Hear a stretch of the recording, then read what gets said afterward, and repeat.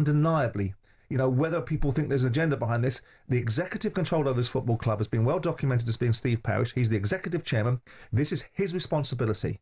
Chelsea's Club World Cup win has raised the question of whether they can mount a serious Premier League title charge. Former Villa boss talkSPORT's Martin O'Neill says it's a difficult one to call, but psychologically the Blues are in peak condition. The last few months of the season and continuing into the this World Club Championship has been fantastic. They go and win the Conference League, then you qualify in the last days of the season for the Champions League, very, very important. Then you continue that. They're taking this. They get a 3-week break now, they're back, and they're ready to go. Confidence will be absolutely sky high. England have beaten India in the most dramatic of circumstances to take a 2-1 series lead. talkSPORT's Sam Ellard was at Lord's. Shoaib Bashir, the spin bowler, is into the attack. Mohamed Siraj just tries to defend the ball. He does defend the ball into the ground, and then it rolls onto the stumps and has bowled Mohamed Siraj. You can't quite believe what's happened. I've got to say, an incredible finish, a dramatic finish. And ahead of the Lions' first test against the Wallabies on Saturday,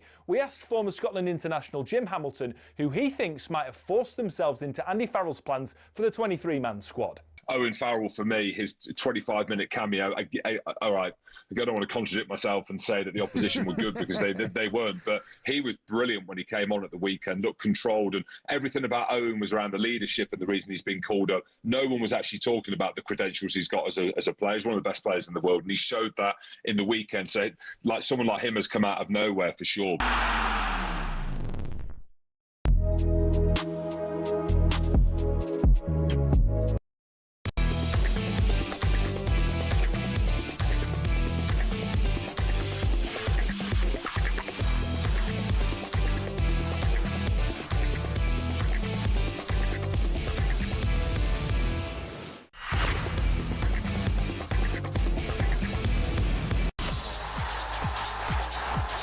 Good evening and welcome to Transfer Insiders with me, Dan Bardell, and European football expert Kevin Hatchard. On the agenda tonight, we're going to be talking Arsenal. Seem to be making a lot of big moves this week. Gykeres, Madueke and Mosquera are all edging ever closer. We're going to be talking all things Gunners. Meanwhile, their rivals in North London, Spurs, they're hitting a bit of a stumbling block on Morgan Gibbs-White. Surely they just pay a little bit more and get that done. Kev and I will discuss that. And Kev is also going to give us all the latest goings on in Europe, and I will try to convince Aston Villa fans that we actually will make a signing in this transfer window. All that and more to come. This is Transfer Insiders on talkSPORT.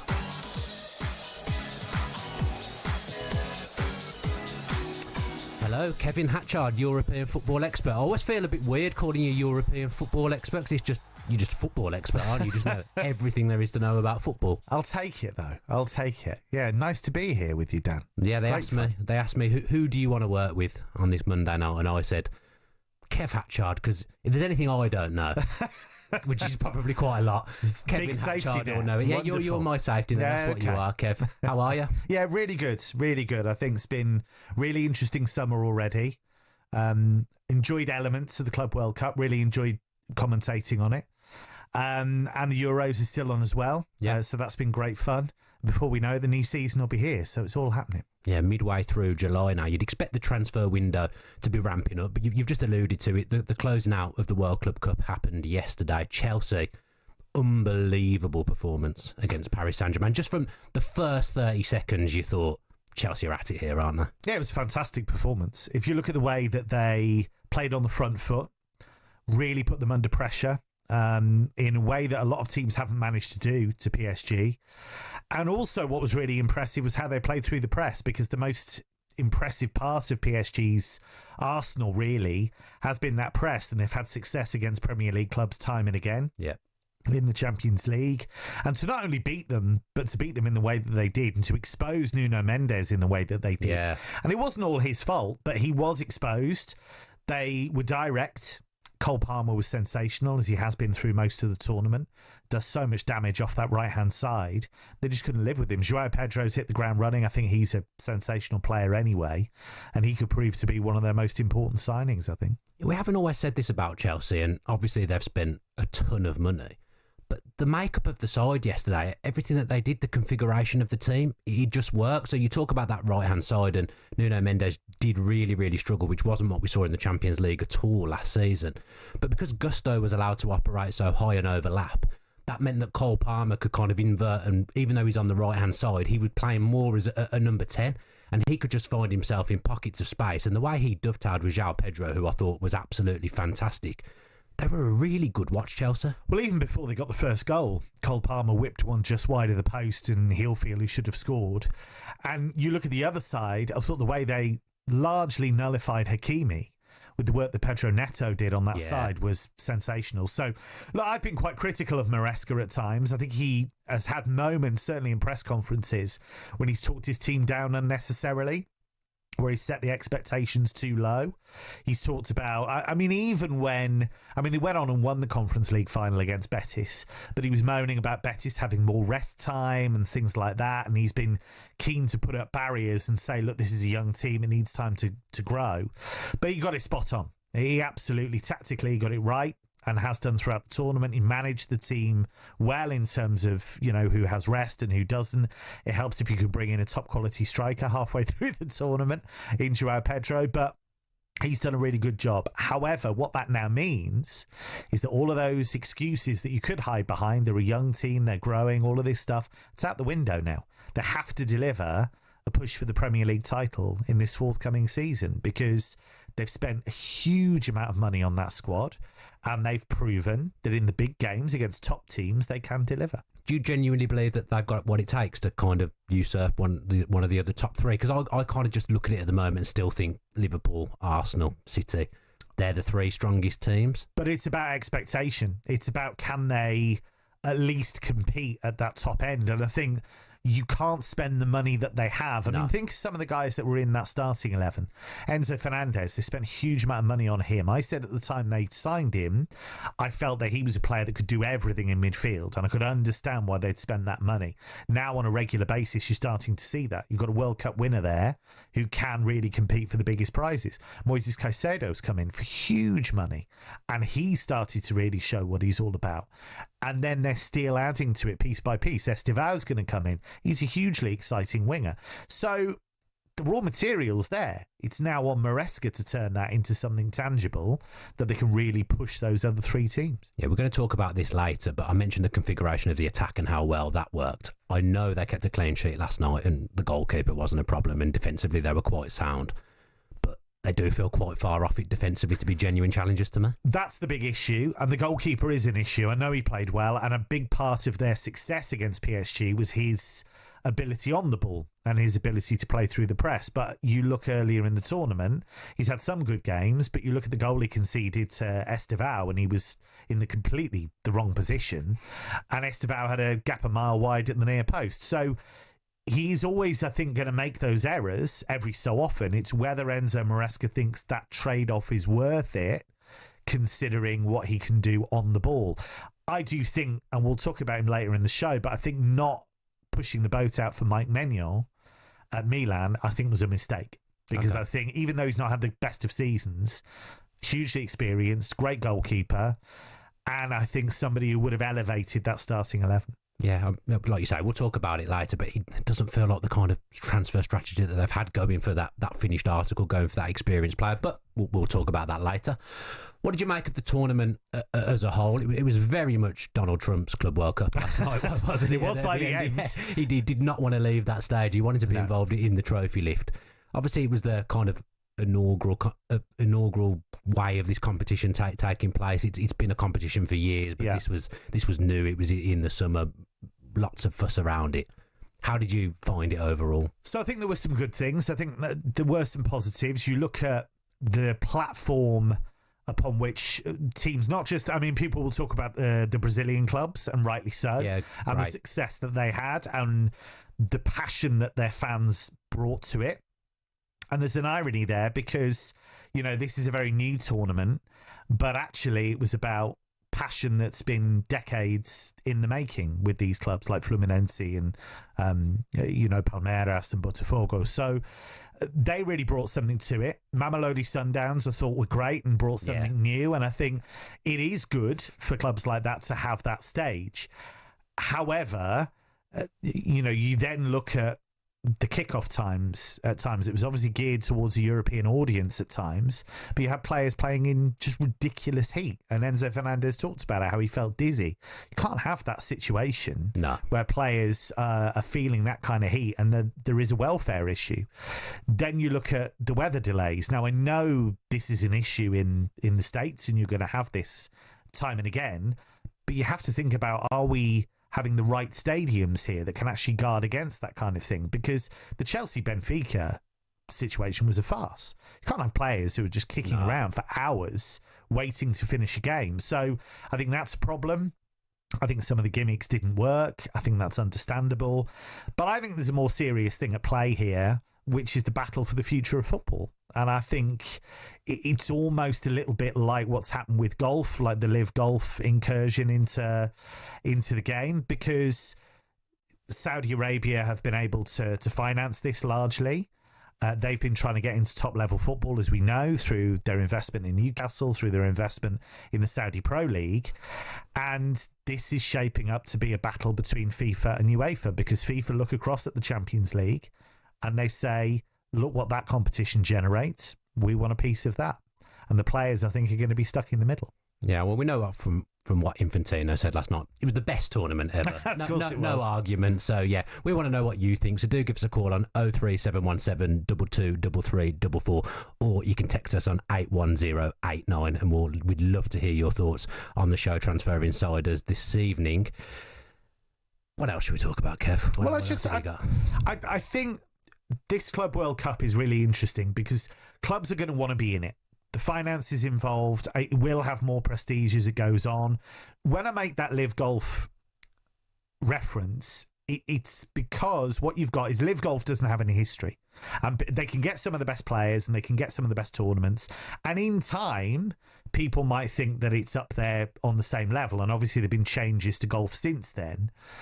But you've got a situation where FIFA are coming up with this new tournament, but it's battling against the history of the Champions League. Yeah. And people can talk about, Chelsea are world champions and they've done brilliantly in the tournament and they deserve massive credit for beating PSG.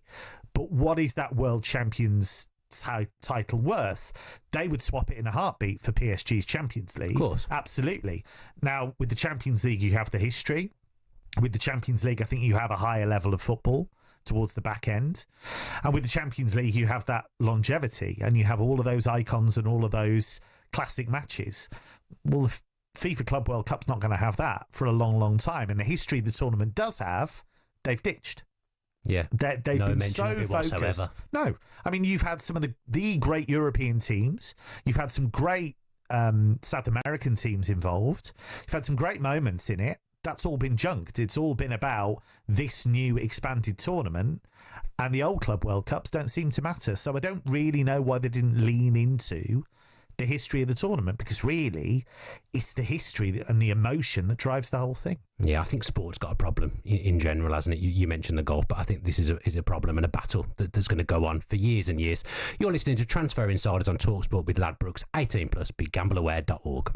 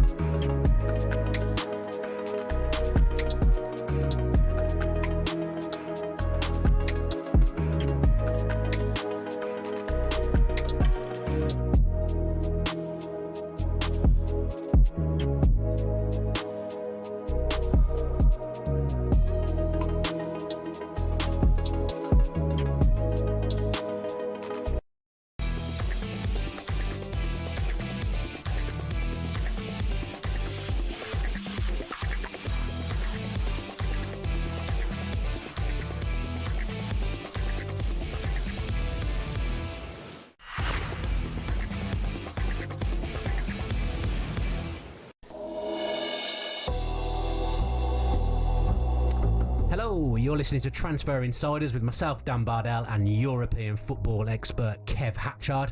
Time now, though, to get an odds update with Ladbrokes. Odds update on talkSPORT with Ladbrokes. Supercharge your odds with our odds boost button. Selected markets applies to first £50 of stake. Terms apply. 18+. Gambleaware.org. Let's welcome in Cal Gildart from Ladbrokes. Cal, how are you, mate? I'm doing well. How are you guys? Yeah, really, really good. Thank you. Pleasure to have you on. We want to start with the Premier League odds for next season, given that Chelsea are now officially the best team in the world. Where are they in the Premier League odds? Well, interestingly, off the back of last night's win, the newly crowned world champions have come in from 16-1 to 15-2. That's people having little bets, and our traders taking notice after they did that to an incredible PSG side. At the top, though, Liverpool are the favourites to retain the title. Is little more than 2-1, which is just ahead of Arsenal at 9-4. I'm curious to see what signing Victor Gykeres does to the top of this market, to be honest. Manchester City, they're third favourites at about 3-1. After they went out of the Club World Cup early doors, though, that looks comparatively decent value. And as a Liverpool and Arsenal having the whole summer off is probably why the traders have got them shorter. Level behind Chelsea, who came into four favourites. Rather surprisingly, it's Newcastle and Manchester United at 33-1. Not sure why United are there, but Leicester back in the day, obviously, as us bookies wary of things clicking for the team with 3 midweeks. Still, Villa are 66-1. But my money would be on them to finish above United as things stand. We love to hear it. Kev, you want to ask about the Women's Euro? Yeah, just a word on Euro 2025, because I think it's obviously the way the draw has worked out, it's shaping up to be potentially Spain-England in that final, in a repeat of the World Cup final. But watch France against the Netherlands, and obviously they've beaten England already. They've got so many attacking options. How are they looking in the outrights, do you think? Yeah, well, Spain are the odds-on favourites if we start with them anyway. They're 5-6, and they've been odds-on since halfway through the group stage. Lionesses are the big movers. As good as France were last night, it's England who are clear second favourites at 7-2, having drifted to as long as 8-1 after that France game. With France, they've gone out to 7-1 from 5-1, despite their 100% record in the group of death. Some reward to end up on Spain's side of the draw, eh? Not great. They're going to play Germany, who are actually 12-1 now. 12-1 could represent value. I know Sweden hammered them, but Germany were down to 10 players for well over an hour. I'd love to offer more than a gut feeling, but it's Germany at a tournament, so it's Germany at a tournament. I like look at that odds. England's quarterfinal opponent, Sweden, they're now 9-1, and we think the match is going to be tight. When I was looking at it earlier, England are the marginal favourites at a touch over evens. Sweden are only just over 2-1, but the outright odds do suggest a repeat of the World Cup finals. On before the tournament even started, a double on Spain and England to both get to the final was just 4-1, and it would be a lot shorter now. Look, Cal, thank you very much for talking to us, mate. Have a good night. Cheers, you too, lads. That was a look at the latest odds with Ladbrokes. 18+, begambleaware.org. Odds update on talkSPORT with Ladbrokes. Supercharge your odds with our odds boost button. Selected markets applies to first £50 of stake. Terms apply. 18+. Gambleaware.org. Kev, we're going to talk about the World Club Cup again now. Pick up where we left off. Cal just kind of referenced it there, actually, Manchester City being third favourites. We just had a conversation in the break where you're talking about the signings they've made, but they went out early in the Club World Cup. They did, against an Al Hilal team that are not the plucky underdogs some would make out. They spent a huge amount of money on that squad. And the alarming thing, I guess, for Pep Guardiola would be how vulnerable they looked defensively and how easy it was to cut through them. And that's the big puzzle he has to solve. The one thing I would say is that the signings they've made, I think, are really exciting. I think Ait Nouri looks as though he's slotted in immediately. Ryan Cherki, I think he's going to be brilliant. I think he's going to light up the Premier League. I think he's going to be sensational. He's so talented. I think he'll be a really exciting signing for them as well. And Tijani Reinders as well. It's just a really smart midfielder who can do everything in there. So having Rodri back obviously helps. It's going to take a while for him to get back up to speed. He's admitted that. Might be September, October until he really feels like himself. The big if is whether Guardiola can sort out that balance between attack and defence and how poor they look in transition. If he can, then they're live contenders to win it again, absolutely. Yeah, I think that was the thing that concerned me with them. You watch them in transition and they still look very, very vulnerable. And I think because obviously they've spent money and they've done business, which is a far cry from 12 months ago. And obviously they've got the players that they signed in January who'll be more settled now. They've done that quite well, I think, Manchester City, in getting those players in early and giving them half a season to get used to the standards and settle. But I think people are assuming that they're just going to be right back to where they were. They're going to usurp Arsenal. They're potentially going to usurp Liverpool. But if I look at what Arsenal are doing and the base that they have, and I look at what Liverpool have done and the great squad that they have as well and the great manager that they have, I think there's still a lot of work for City to do to get ahead of them two teams. Yeah, there is. And I think Guardiola will embrace that. I think he'll see this as a challenge. I think what was interesting about their Club World Cup campaign was how many different shapes you saw with that City team, how many different things he was trying. Yeah. He definitely saw it as a lab for experimentation.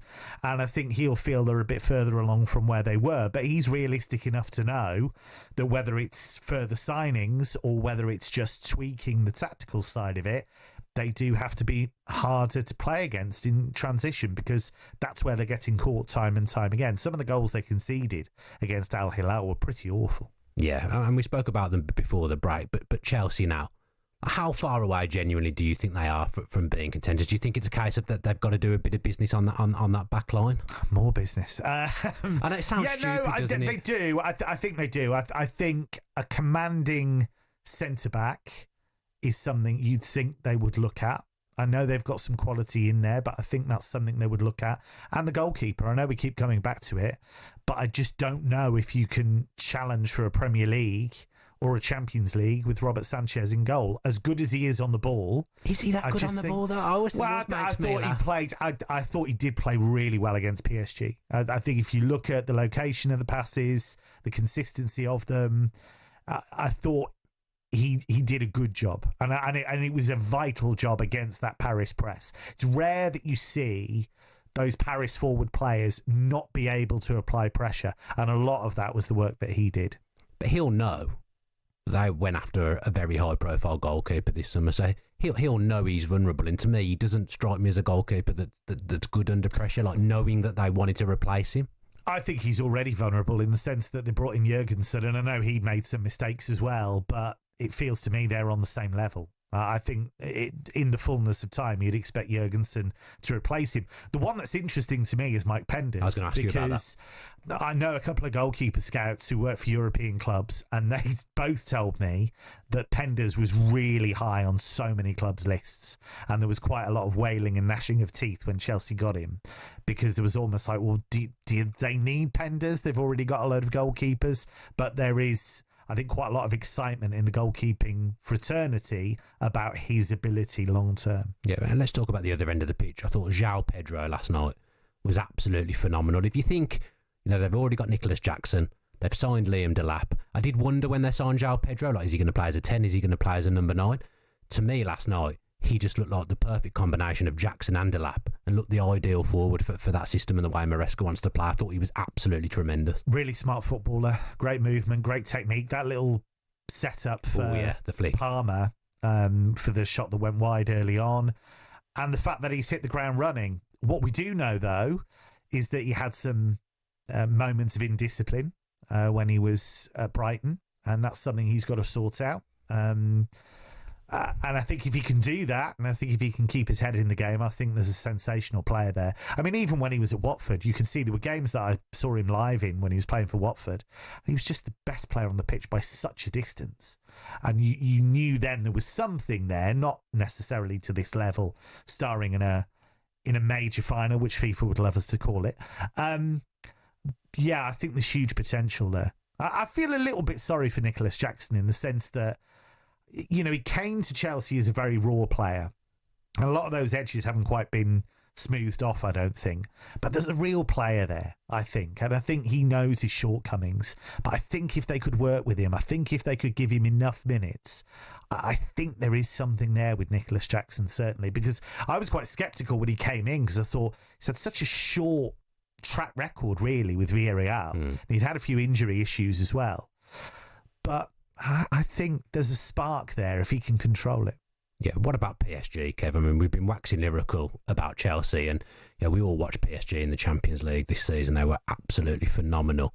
Just did not turn up last night, did they? No, it's a big shock. It is a big shock for them because they've...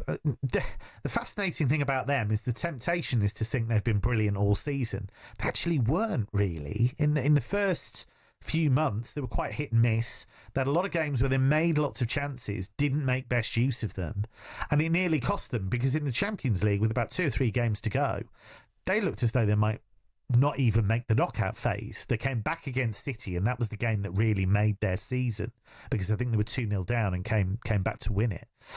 And they just grew in confidence. The move to switch Dembele into the middle was genius. That worked out really, really well. And he scored bucket loads of goals and been a huge part of the press, a really, really important part of that press. Kvaratskhelia coming in mid-season really made a difference. And that midfield, Fabian Ruiz, Vitinha, and João Neves, exceptional. In major finals, sometimes that happens. The team it just doesn't happen for them. Chelsea started brilliantly, and from the moment that second goal went in, really, that was it, and there was no way back in for them. So you have to give Chelsea immense credit, but PSG are set up to really challenge for the Champions League, I think, for years to come. Will PSG do any business this summer? Will they be looking to improve? I would think so. I would think there'll be... Well, Zabani is for me, a signing that would make a lot of sense. That's been something they've been pushing hard for. It'll be interesting to see long-term what they do with that centre-back position because they really missed William Pacho. Really, really missed him. So Zabani, in theory, would be the guy that would compete with Pacho and with Marquinhos in the long term. I think they might need another one as well, actually, in that centre-back area. Okay. And then you look at the wing-backs. He's been playing Zaire Emery as the backup for Hakimi. I think they might need a little bit more than that because you wouldn't want to necessarily have Zaire Emery playing too much in that position because I think he's still a phenomenal midfielder who can get better. So they're nice problems to have. But I think they will do some business. Interesting stuff. That's why we have Kev here, European football expert Kev Hatchard, with me, Dan Bardell, on Transfer Insiders. And when we come back, we're going to talk transfers with talkSPORT reporter Ben Jacobs.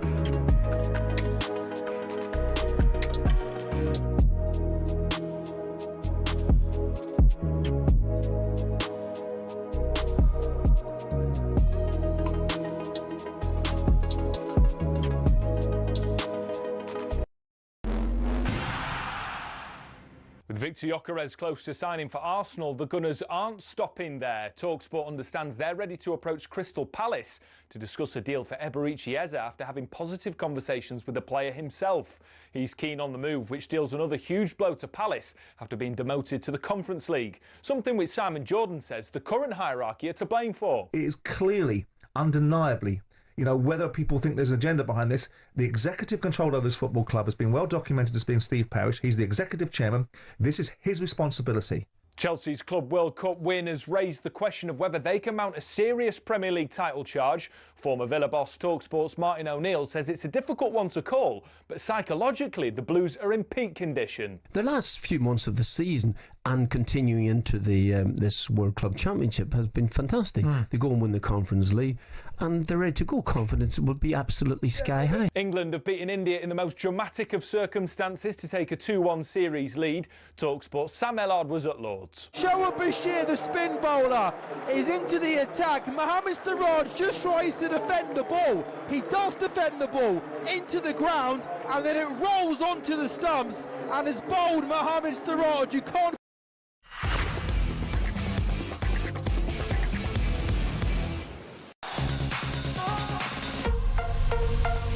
This is Transfer Insiders with Dan Bardell and European football expert Kev Hatchard, but it's time now to look at the latest football action with Ladbrokes.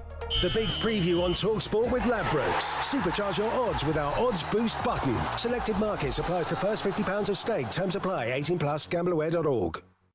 Let's welcome in talkSPORT reporter Ben Jacobs. Ben, still in America, I believe. Been a busy one for you over the last few weeks, but as always, we want to get all the latest transfer gossip with you. Let's start with Hugo Ekitike to Newcastle. Feels a big one, this, Ben.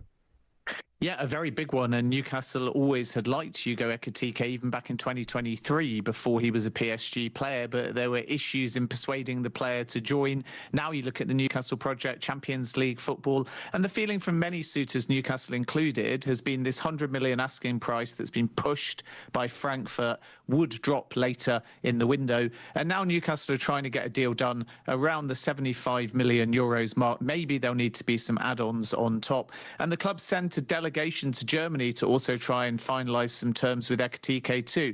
We're not at the point where a full agreement with the player or club to club is imminent, but it shows Newcastle United's ambition, because this is not the kind of transfer they would be able to pull off if they hadn't got Champions League football. Sorry, Kev. Sorry. No, carry on. Hi, Ben. It's Kev. I was just going to ask you. Eintracht Frankfurt, we know, are some of the toughest negotiators out there. They got a really big price for Rondel Kolomuani when PSG wanted to sign him. They're pretty flush, aren't they? Because they sold Omar Marmoush for big money to Manchester City. Do you believe they're in a position to be a bit more patient? Yeah, I think so. But some of the patience, perhaps, Kev, was in June when Manchester United inquired. It was too expensive. Liverpool held some formative conversations. Chelsea were there as well. And you can look at it both ways. Yes, if you only look at Frankfurt, they're in a strong negotiating position. But a lot of strikers are suddenly on the move. And there's so much overlap of targets. So Arsenal have picked Victor Gykeres. Chelsea, for now, have picked Liam Delap. We'll have to wait and see what happens with Nicholas Jackson. So if you wait too long, and that's the game, because you assume someone's going to pay closer to that 100 million mark, maybe these clubs will turn to other targets as well. And crucially, now we're in a new financial year, clubs want to spend and get deals done so they can have these kind of players, if they're successful, for the bulk of their pre-season. And this is why I think Frankfurt are now holding more genuine conversations, whereas a month ago it was all grandstanding. If you held any club-to-club talks, the price was 100 million. But the feeling has always been that that number will drop, because with respect to Hugo Ekitike being young and still probably with a high ceiling ahead of himself, and if you look at how it didn't work out at PSG as well, maybe that 100 million price tag has never quite been what he's actually worth. So my expectation is Frankfurt would probably like 85 to 90 million euros. Newcastle are trying for about 75 million euros, and therefore if they do meet halfway, the structure of the deal is going to be very important. Ben, how's this going to work? Because I'm going to be careful what I say here, because I don't want the Newcastle fans coming at me.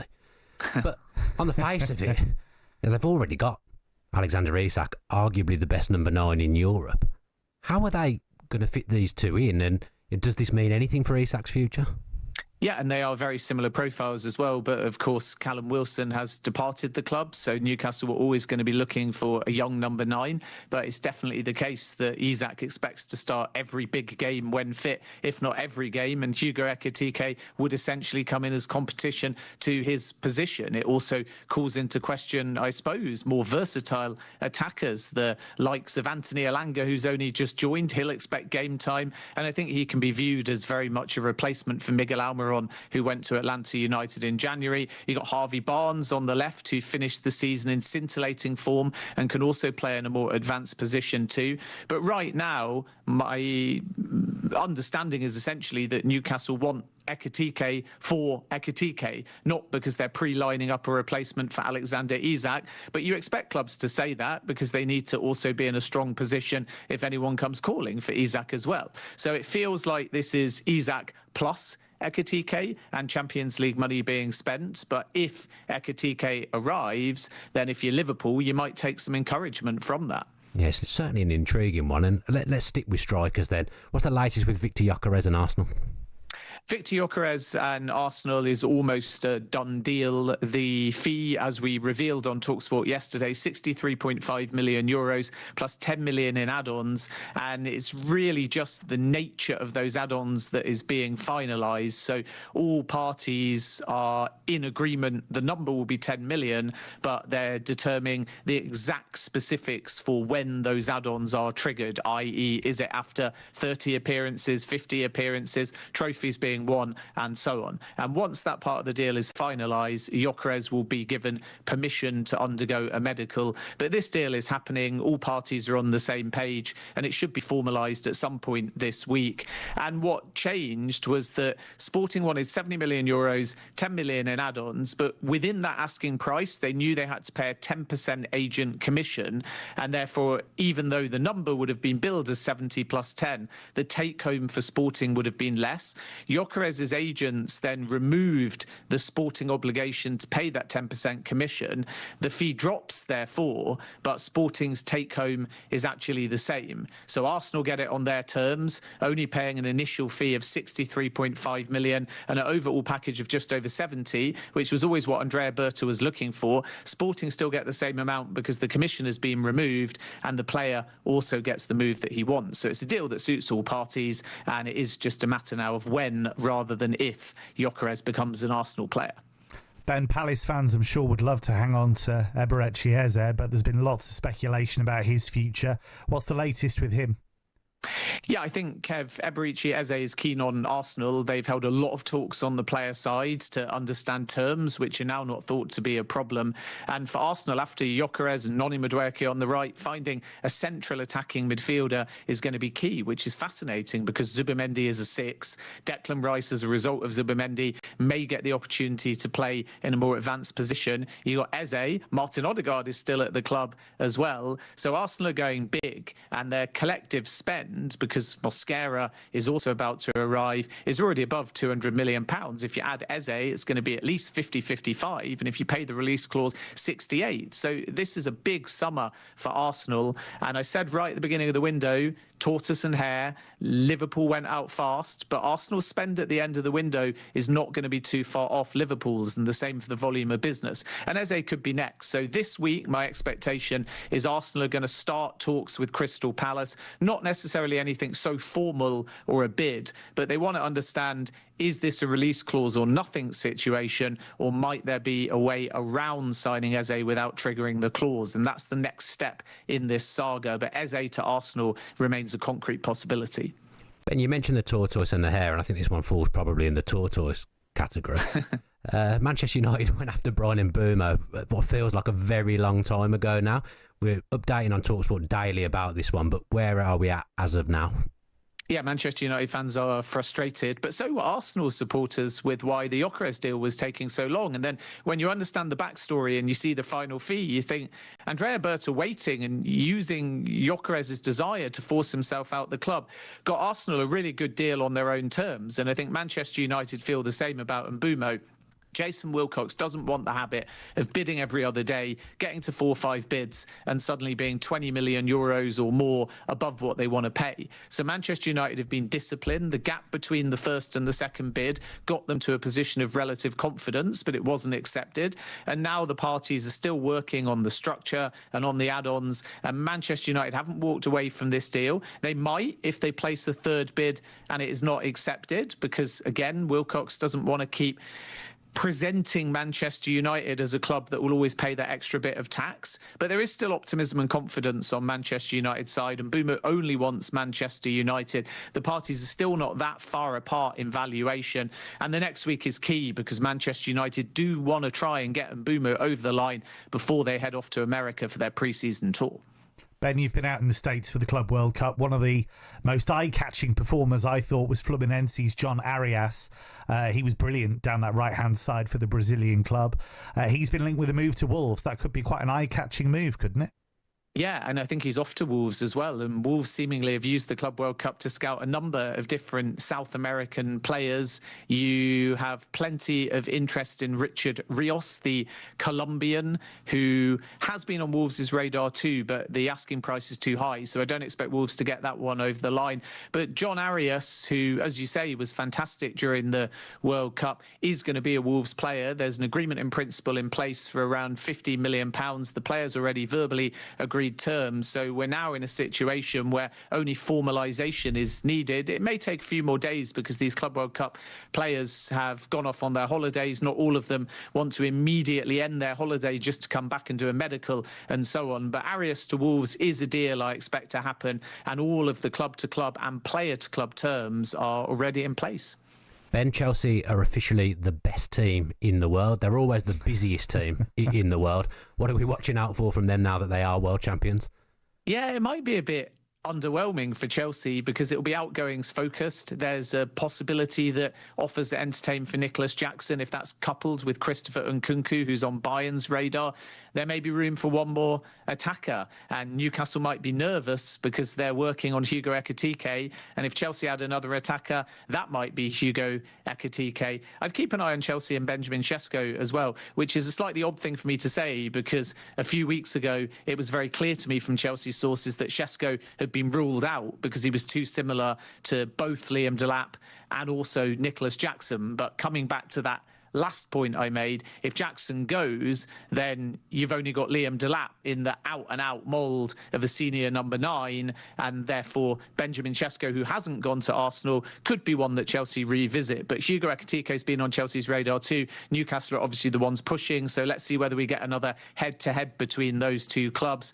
And then from there, I think another defender could come in. Joel Hatto is one to watch. The goalkeeper situation is all about the outside noise at the moment. I'm not aware of Chelsea revisiting their pursuit of Milan's Mike Maignan, and Robert Sanchez was named the best goalkeeper at the tournament. So if straight after the tournament Chelsea go out and try and find a number 1, Sanchez is probably going to be waving his trophy in everyone's face at Cobham and saying, hang on a minute, what more could I have done? But obviously Jordi Petrovic has joined Bournemouth. Mike Penders is expected to go on loan to Strasbourg. So there might be room for another goalkeeper of some capacity at Chelsea between now and the end of the window. And then beyond that, I think it's just all about getting rid of the players that were not at the Club World Cup, particularly the ones with big wages, the likes of Joao Felix or Raheem Sterling. Amanda Broya's going to depart, so is Alfie Gilchrist as well. So Chelsea fans may be thinking, we're world champions, let's go and spend. But actually, because they're world champions, it might convince the ownership they've actually got a core now that can challenge in the Champions League and the Premier League, and now it will all be about balancing the books and balancing the squad size between now and the end of the window. Ben, you touched on Sesko there. He's a really interesting case, I think, because Leipzig are in this situation where they need to generate funds. They're not in Europe. They know that.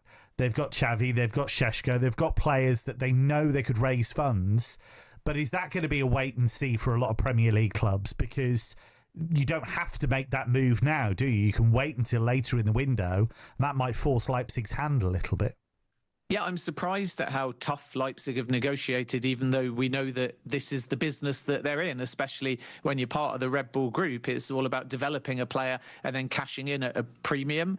But the variable release clause of Sesko was not expected by Arsenal or other suitors to be the final number. And in the same way, the Ekitike price will drop, in my opinion, and the Gykeres package was not 85, 90 million, but actually under 75 million. I think Arsenal's perspective when they were negotiating with Leipzig and when they approached them in January as well was this deal can be done for 70 million euros. So anyone that's made a cursory inquiry, or in Arsenal's case, a lot more than that, has been shocked at Leipzig saying no. it's release clause, or it's matching the release clause, or it's nothing, that price is likely to drop because Šeško might be a bit like Gykeres and say, I could have gone to Arsenal, Chelsea or Manchester United in summer 2024. I didn't. I stayed a full season. I could have agitated for a move in January when Arsenal came calling. I didn't. He wanted Arsenal. He followed Arsenal on social media, and now he's not going to be joining Arsenal unless we get a crazy surprise and a second striker comes in. So I think Leipzig will be a bit cautious if the price doesn't drop, that Šeško might start to push for an exit. And that's why I think once we get into the middle of this month through to the end of the window, Šeško will move, and likely that final figure goes below the 80 million euros mark. But of course, because it hasn't now, that means that Arsenal turn their attention to Gykeres and Šeško remains in a little bit of limbo. Ben, always a pleasure to talk transfers with you. Have a safe trip back, my friend. Cheers, guys. All the best. Cheers, Ben. That was all thanks to Ladbrokes 18+, begambleaware.org. The big preview on talkSPORT with Ladbrokes. Supercharge your odds with our odds boost button. Selected markets applies to first £50 of stake. Terms apply. 18+, gambleaware.org. Right then, stay with us because after the break, we're going to be talking more transfers because we are, of course, the Transfer Insiders.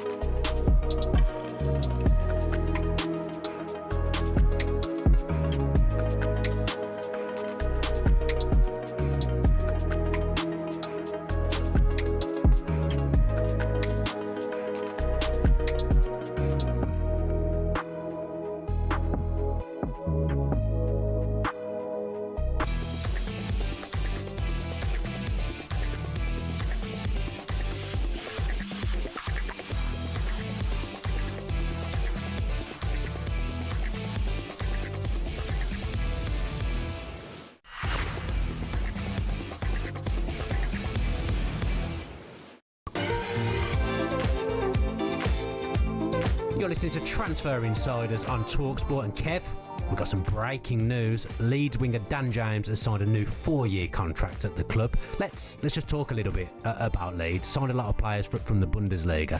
How do you envisage their season going as it stands? Yeah, I think Daniel Farke gets a bad rap sometimes because he brought Norwich up twice and they struggled both times. But of course they were going to struggle. It's not like there was enormous investment each time. So it was always going to be difficult to adapt. I think he is a really smart coach. I think he gets underestimated because to get out of the Championship as often as he has, that's a tough league. And I know he has teams that have high expectations when he does it, but I still think he can do a job. And I think you look at some of the guys they've targeted, people will look at a guy like Lucas Mecha, for example, and say, well, you know, that seems a bit of a risk. But I think it's quite low risk. I think he's a fixer-upper. He's had a lot of injury problems, but I've seen him have great performances up front. I've seen him bully defenders. I've seen him score great goals. I think if you could get him fit and keep him fit, there's definitely a player there up front. Sebastian Bornau's another one. Big, tall Belgian centre-back. He's had back problems, but when he's fit, he can be a really effective defender. So they've taken risks on some signings, but I think they're risks worth making. I think they're kind of, they've not really invested that much cash in either player. And I think Dan James signing a new deal, I always think he's a really exciting, positive, speedy player. Yeah. I think that's a really good step forward for both of them. Okay, then. Well, that's enough about Leeds, Kev, because it's now time for this.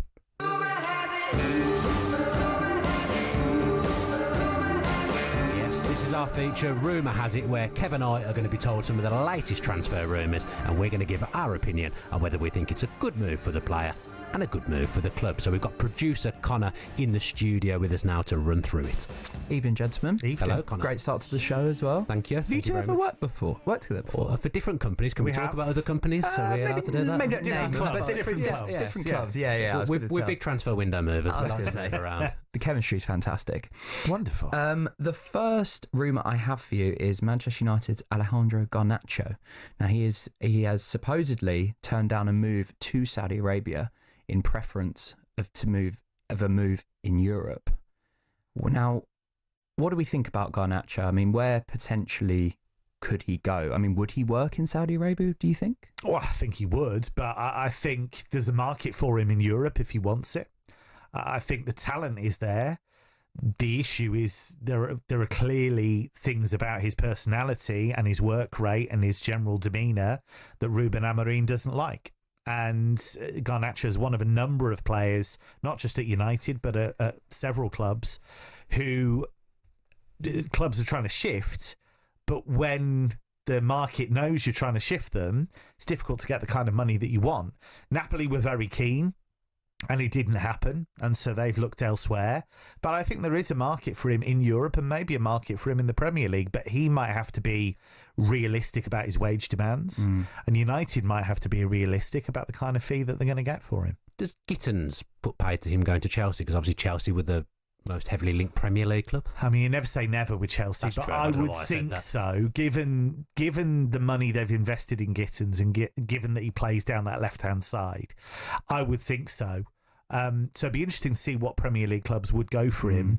And again, where he sees himself, because, Spanish clubs, but how many Spanish clubs can afford his wages and the kind of fee that United would ask for? So I think he's part of a general trend of players that are persona non grata at the current club, but they're going to have to be realistic about the move, because you can get all the money you want in Saudi, fine. Is that where you see your next move? Is that where you want to go? For some players, it's worked out. Milinkovic-Savic at Al Hilal, he's spoken very fondly about the club, but it doesn't always work that way. John Duran was there a very short amount of time before moving on. Would you take Garnacho at Villa out of interest, Dan? I mean, as we haven't done anything in the transfer window yet, I probably should take someone, but I don't know whether he'd fit in. I think he'd probably have to play high and wide right for Villa in the way Emery shapes his side. So I'm just not sure. I mean, it won't be one that happens, because Villa, everything Kev's just said about wages and transfer fee, that isn't going to be Villa this summer. But if you could get him for a reasonable fee, I think if Emery got hold of him, Emery's proven how much he improves players. I just wonder, does he maybe need to lower his expectations? If he does want to stay in the Premier League, like what types of teams would he fit into? Do you know what I mean? Well, this, if he went somewhere like Chelsea, for example, they've had a long-held interest in him. He has the technical quality to play for a club like that, but it's just, would he then be able to deal with the sheer amount of competition he would have at a place like Chelsea? Does he have to go somewhere where he's probably more of a nailed-on starter, and therefore that would suit him and he'd be able to develop and able to get his rhythm? I think that would make more sense, really, to join a club that maybe is ambitious to qualify for Europe, but maybe not a Champions League club. Who else have we got, Connor? Here's an interesting one for you, gents. Brighton's Evan Ferguson, rumoured to move to Roma. Yeah, I quite like that. I think, Roma's an ambitious club. It's a club that turned its season around in the season just gone. You look at some players who've gone from the Premier League there. Tammy Abraham, I know in the end it didn't work out at Roma, but he won a trophy with them and he was a very important player for them at one stage. And I do think we've seen time and time again players move from the Premier League to, say, Germany or Italy or even Spain, and it's worked out really well for them. So I think that's a really positive move if it happens. Is that a big enough signing for Roma? Because obviously Evan Ferguson's lost his way a little bit, hasn't he? Yeah, and he wouldn't be a nailed-on starter to start with. I wouldn't have thought, because they do have some firepower there. But I think... Yeah, I think he would be seen as a player who they could develop, and he would be seen as a player that would certainly get some minutes. So, yeah, I think it could work for everybody. I'll quickly sneak one more in. Botafogo goalkeeper John Victor linked with a switch to Manchester United. Now, we all know United's problems with Onana. Yeah, I mean, I do think I understand why Onana gets the stick that he does. But I still think there is a good goalkeeper in there. Maybe one of the... Yeah, it's really well hidden. I just think he's completely lost his confidence and lost his rhythm. I mean, people forget, when Inter got to the final of the Champions League first time around, and they outplayed City for big swathes of that, his ability on the ball was a big part of that. He was miles out of his box at times, and he was orchestrating things. And actually, he was a brilliant shot stopper in that run as well. There was one away game at Porto where he was absolutely fantastic. So I still think there's a good keeper there. Interestingly, one of the goalkeepers I've seen linked with United recently is Marc-Andre ter Stegen.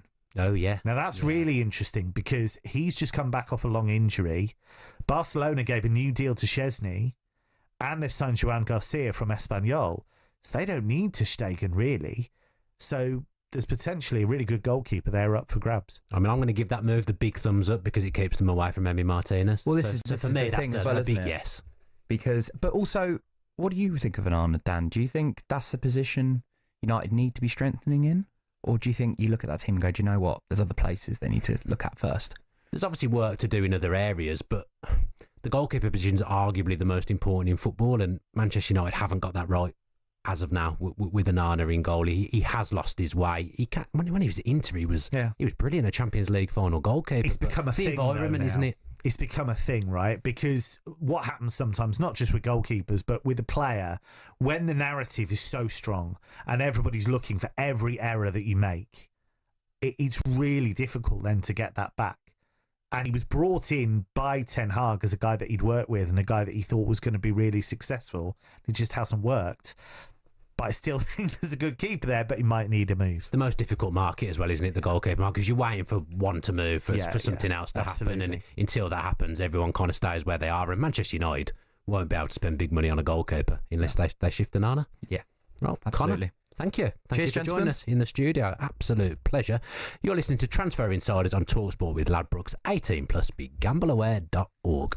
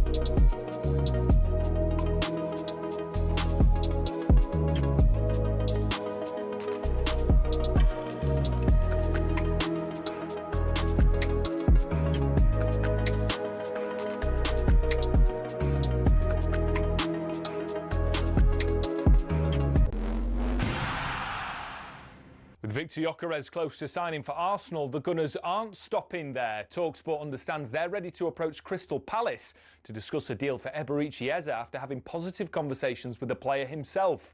He's keen on the move, which deals another huge blow to Palace after being demoted to the Conference League. Something which Simon Jordan says the current hierarchy are to blame for. You haven't given them a credible enough position to accept it, so you can stop. You've got to stop trotting that out, and you now got to look at the reality of what your options are. It is clearly, undeniably, whether people think there's an agenda behind this, the executive control of this football club has been well documented as being Steve Parish. He's the executive chairman. This is his responsibility. Chelsea's Club World Cup win has raised the question of whether they can mount a serious Premier League title charge. Former Villa boss talkSPORT's Martin O'Neill says it's a difficult one to call, but psychologically the Blues are in peak condition. The last few months of the season and continuing into the this World Club Championship has been fantastic. They go and win the Conference League, then you qualify in the last days of the season for the Champions League, very, very important. Then you continue that. They're taking this. They get a 3-week break now, they're back, and they're ready to go. Confidence will be absolutely sky high. England have beaten India in the most dramatic of circumstances to take a 2-1 series lead. talkSPORT's Sam Ellard was at Lord's. Shoaib Bashir, the spin bowler, is into the attack. Mohamed Siraj just tries to defend the ball. He does defend the ball into the ground, and then it rolls onto the stumps and has bowled Mohamed Siraj. You can't quite believe what's happened. I've got to say, an incredible finish, a dramatic finish. And ahead of the Lions' first test against the Wallabies on Saturday, we asked former Scotland international Jim Hamilton who he thinks might have forced themselves into Andy Farrell's plans for the 23-man squad. Owen Farrell, for me, his 25-minute cameo, all right, I don't want to contradict myself and say that the opposition were good because they weren't, but he was brilliant when he came on at the weekend, looked controlled, and everything about Owen was around the leadership and the reason he's been called up. No one was actually talking about the credentials he's got as a player. He's one of the best players in the world, and he showed that in the weekend. So, like, someone like him has come out of nowhere for sure.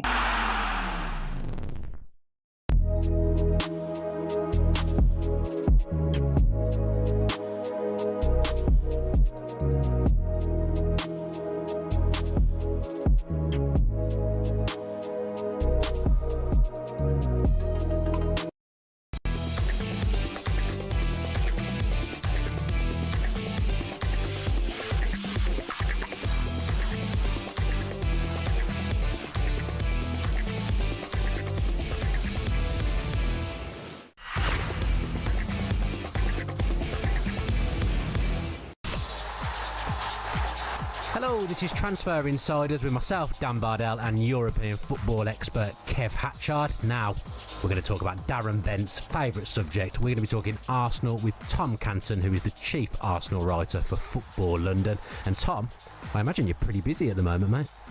It's been a bit hectic, guys. Yeah, you're absolutely spot on. But that's what we'd love the transfer window for, right? Yeah, I mean, I think Arsenal fans will be loving this at the moment. Let's start with Victor Gykeres then.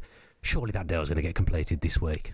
Yes, finally the mythical striker saga that Arsenal have endured for what feels like a very long time, because it has been a very long time, seems to be coming towards a close. Arsenal are closing in on a figure around £55 million with about £8 million on add-ons to get the deal done. Overall, a very good deal for Arsenal. It may not have been the number one target they wanted at the beginning of the window, but Andrea Berta has got a player who he's been very keen on for quite some time. Tom, just in your personal opinion as someone who covers Arsenal, is he the right striker? It's a really tough question to answer, because I honestly believe that of the players that are available during this window, Mikel Arteta's dream would have been Alexander Isak going into this window. But ultimately, that is a player that is not available or accessible to Arsenal. So you have to look elsewhere. And the two players on the market that were, without a doubt, the standout candidates were Victor Gykeres and Benjamin Sesko. I think that both of those players have a lot of upsides. I think there are also some question marks against both of those players as well. And Arsenal went into Benjamin Sesko as their primary, I think a lot to do with the fact that Arteta is obviously a big fan of him.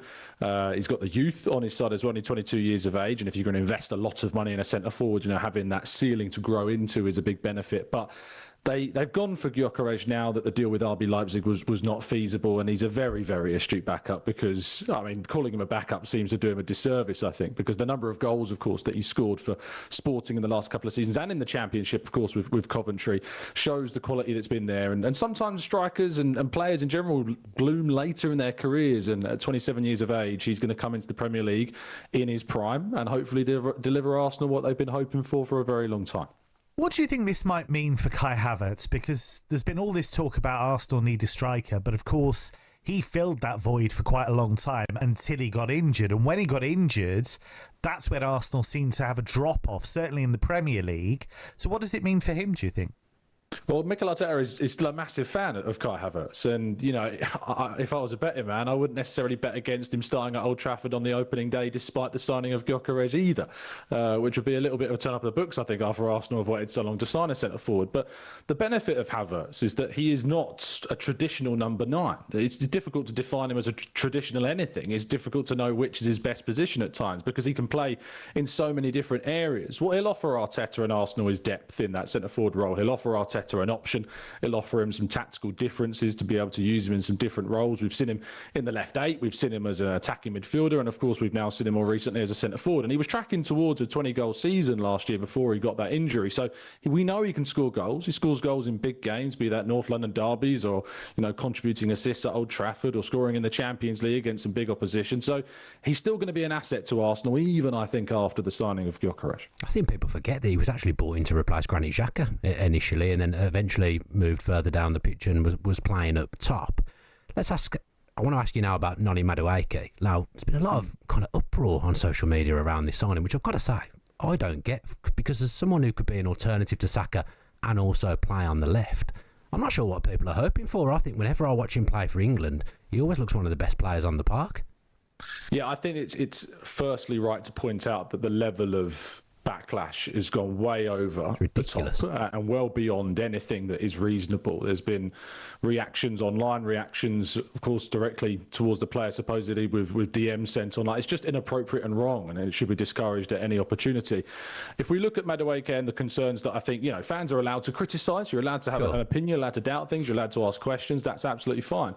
And I think that the questions that a lot of people have around this deal relates mainly to the price tag and the concern that if Arsenal do this deal, could it prevent them from perhaps signing other players later in the window, like an Eberechi Eze or another player they've linked to a much higher kind of profile in Rodrigo, of course, as well. But the reality is this is a position that Arsenal have needed to strengthen in. They know that the loss of Bukayo Saka last season pretty much put the nail in the coffin to their title hopes. Had Liverpool lost Mohamed Salah for the same amount of time that Saka was missing for Arsenal, it would have had a really detrimental effect on their hopes of winning the title. And the same goes for Arsenal, and they simply don't have that depth there. And finding a player, of course, of the requisite quality to be able to be an understudy somewhat, an option there behind who is a talismanic figure is really difficult. Arsenal's priority actually in this window, as reported David Ornstein, is Bryan Mbeumo at the beginning of the window, but he has no interest in playing second fiddle to Saka, and that's why he's most likely to move to Manchester United, where he can be the main guy there. But Arsenal are landing a player who's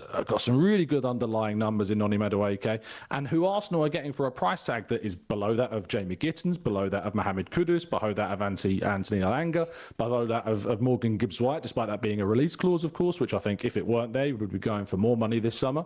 So the price tag, I think Arsenal will feel they've done quite well to get, even though the broader complaints that have existed around that price tag. Really intrigued by this move for Christian Mosquera from Valencia, because there's a player that probably would be happy, at least in the short term, to play second fiddle to Gabriel and William Saliba, because he's still raw, he's still young, he can learn from those two. But this is a guy that, under huge pressure, a fairly big club in Valencia, fought a relegation battle and looked really good doing it. Yeah, you're right to say he's raw, and certainly there are aspects of his game that need to be refined. Having watched a fair chunk of him now, the first thing that stands out is sometimes his first touch can be a little bit loose, and he needs to refine those aspects of his game. He's brave, which I like a lot. He likes to play out from the back and trying to assess that passing ability that Arteta wants so much from his centre-halves, of course, as well, and he wants to link the play from defence into midfield. He's versatile, which I think is a good option, can play on either side of the two defensive centre-half positions. I think he's even played a few games at right back, and we know Arteta likes playing centre-halves in those full-back positions, so I'm sure he's appreciated that quality in his game. But what I think is most appreciated about him, on top of that bravery I've already spoken about, is the athleticism that he has, the physicality that he has at such an already young age, and that he's already producing some really good performances at that level. And that's why clubs like RB Leipzig and even Real Madrid have been supposedly watching him over these last couple of seasons. He's already obviously broken into the under-21 side for the Spain team that played in the European Championships this summer. And yeah, Arsenal have needed some depth to William Saliba, and of course with the fitness issues that have been suffered by not just Saliba but also most notably Timber and Ben White, they need depth there, and Mosquera will add that. But I think he's a diamond in the rough, but if they can refine those edges, he could be a real gem for them. Yeah, pretty good price as well. I think you told me earlier, Kev, he's got a year left on his contract. So a lot of savvy business going on with Arsenal in terms of incomings, Tom. What about those pesky outgoings? Because they're going to need to pull some money back, aren't they? Yes, and that is, I think, what the focus will now turn to. We're not yet, it's amazing because there's been so many transfers going on. We're not yet halfway through the window, amazingly so. We've still got a month and a half of it left to go, of course, with the Premier League to get underway in just under a month's time. But Zinchenko, Reece Nelson, Fabio Vieira, Albert Sambi Lokonga, these are all names of players whose futures I don't necessarily see lying at the club into next season. And after they've done the priority jobs, which was getting the big quality players in, they now need to focus their attempts on getting some money through the door. So if they want to do some moves later in the window, for perhaps an Eberechi as a release clause being activated, for example, they will be more free to do such things. But these aren't players necessarily with respect to them that clubs are putting at the top of their priority lists. And they tend to be the types of players that once clubs have kind of gone down their list and they've missed out perhaps on other targets, that they tend to see popping up more so at those clubs. And so I believe that August is more likely to be the period of time where you see those players leave. And to my knowledge, there are clubs that are interested. The other potential surprise exit may be on the left wing. Both of Trossard and Martinelli have been linked with moves away from the club this summer. There are contract talks underway with Leandro Trossard, but that isn't necessarily completely tied up yet. And there are clubs that are circling. So perhaps that's the surprise exit that could be one to watch. It's interesting you mentioned Trossard and Martinelli because both of them have been linked with Bayern this summer, and Bayern are determined to sign a player for that left-wing role. And there are a couple of names that have come up actually in German media recently.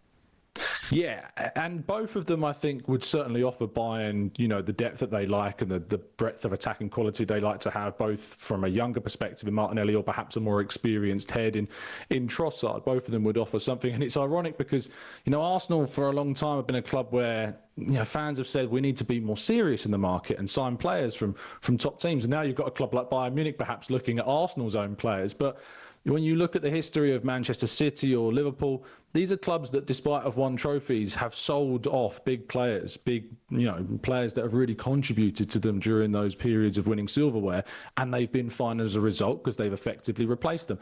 Arsenal, when they've let go of players, they've not tended to be, your Philippe Coutinho's or your Julian Alvarez's, for instance. They've not yet sold one of those big players. So as Arsenal move into this realm of establishing themselves as title contenders and hopefully winning silverware on a more regular basis in the future, fans might have to get used to seeing some names that they like leaving through the back door. Tom, I think if Arsenal get this business done, I think they're going to be in for a seriously successful season next season. How much pressure is Arteta under if all these deals go through? Because he can't say that he hasn't been backed, and it would feel like after all these years of him being there that this is his squad. He's got to win something. Yeah, I mean, if I take the journalism hat off for a second and just look at it from the perspective of an Arsenal fan, which I happen to be as well, long suffering, but when it comes to that expectation around Arsenal, all I wanted from Arsenal this summer was to put themselves into a position where the only person really you could point to if Arsenal were to win nothing was the manager.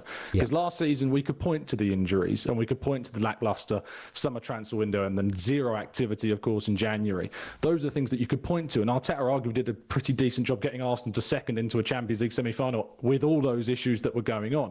Now he's been backed. Now he's got a squad that's got really good depth in a number of positions, most positions, in fact. If they lose a Saka, Madueke is there. If they lose their new striker and Gykeres, you've already got Havertz. If you lose Zubimendi for any reason, you've backed him up with Norgard coming in. So they have a really good squad, and the expectation was, regardless of the business they have done this summer, was always going to be massive. But now you've been backed, now that everything is there, no longer can you say in a press conference, we are short.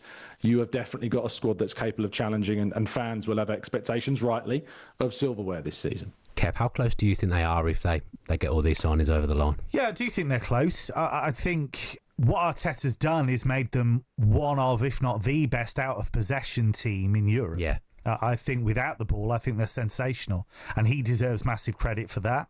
I think the work they've done on set pieces is really important. It maddens me and baffles me that not more clubs do that kind of work on set plays, because you're talking about pretty much 30% of your goals for and against a lot of the time. So I respect that as well. The striker thing, I think, is a little bit misleading sometimes, because Havertz was doing a pretty good job, and I think the stuff he does without the ball is as important as what he does with it. But I think the general issue is what we've discussed, which is the squad depth, and now they do have that. That's the big difference. They do have that. I think Zubimendi will be a fantastic signing for two reasons. A, he screens the defence, but B, he releases Declan Rice. So I think that's really important. So yeah, they should be in a position to challenge for the top honours. Tom, just quickly before we let you go, are they going to do it? Is this going to be the season? Oh, of course, mate. It's beyond question. It's we're on our way to a title, and it's going to be an exciting run. Seriously, they absolutely have a massive chance. Liverpool are my favourites. I think they have to be, especially with the business they've done. But Arsenal definitely have a big chance of silverware and the title, of course, this season now.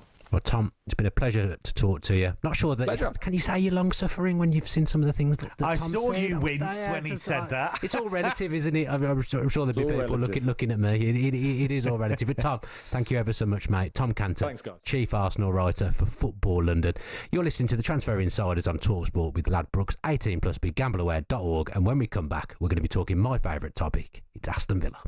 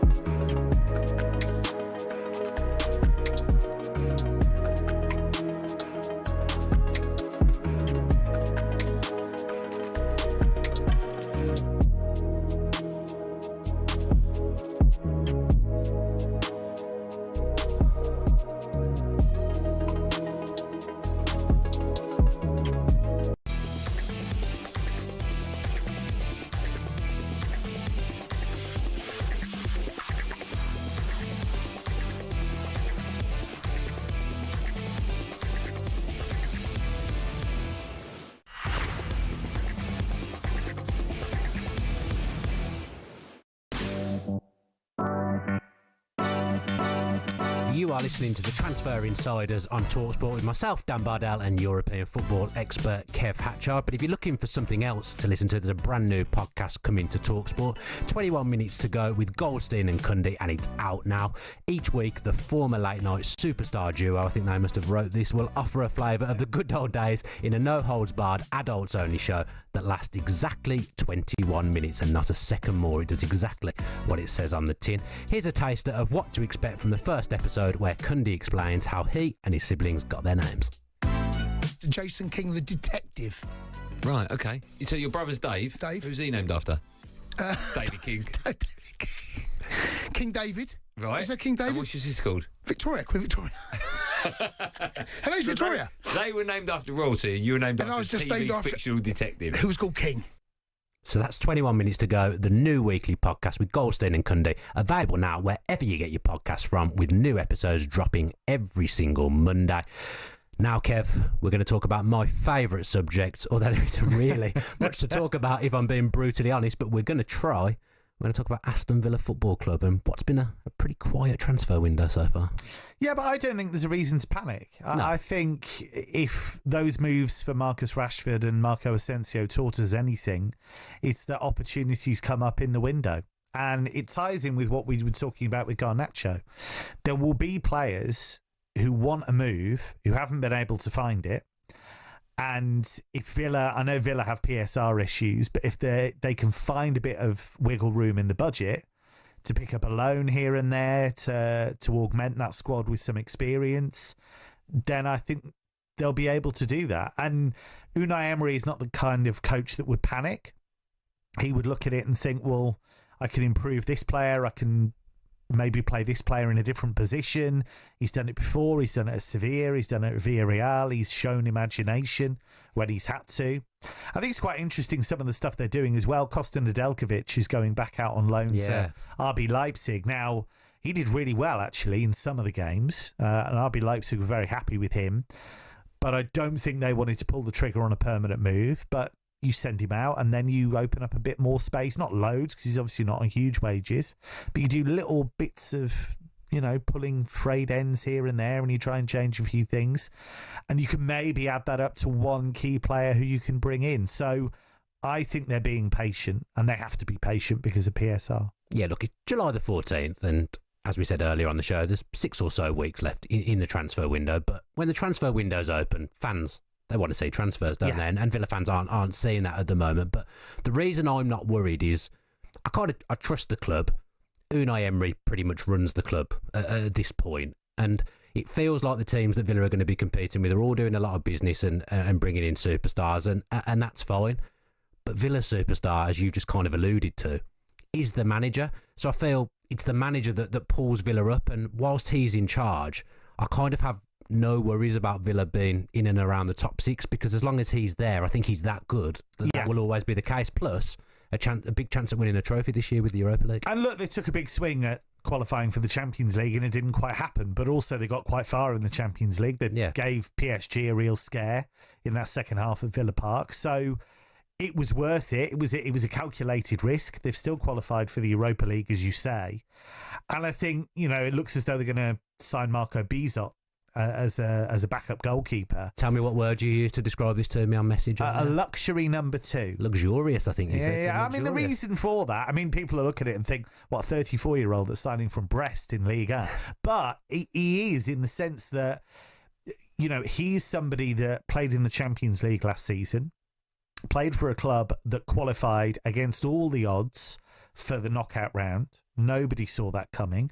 Yes, they got smacked by PSG, but they still qualified, which is an enormous achievement for a club that had been never anywhere near the Champions League before that.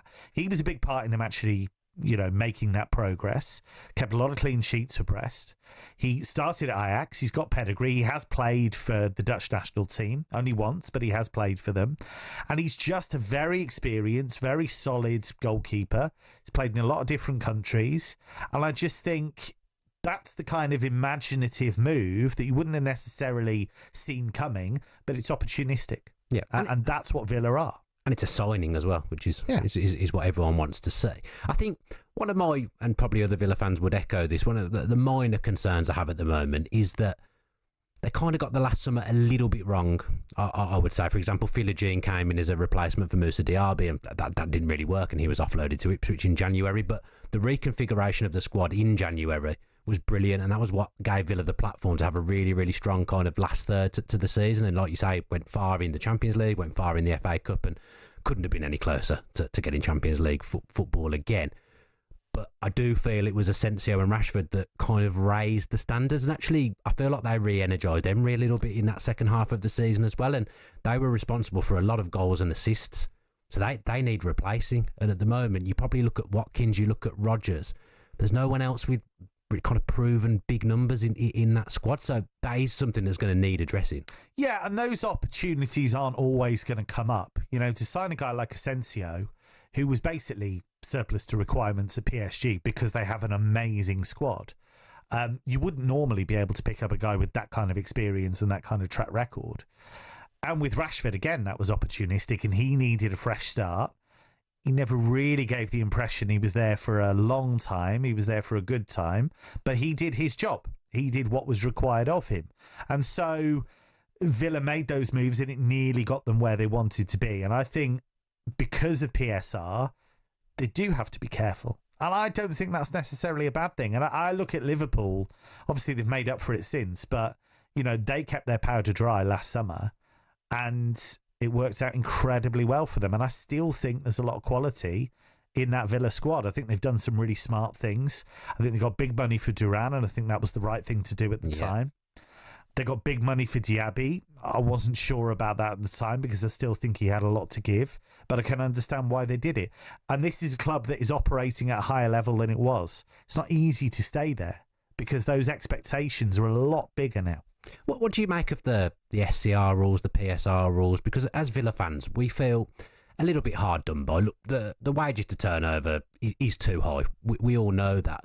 But Newcastle fans will feel this a little bit as well, is that you're almost not allowed to compete. You get yourself to a certain point and then it's like you can't go any further because you're not allowed. And I think that's where Villa fans and Newcastle fans get frustrated. I applaud the ambition of the rules. I applaud the ethos behind them because I know the cynical view is that the cartel and all this business and the big clubs.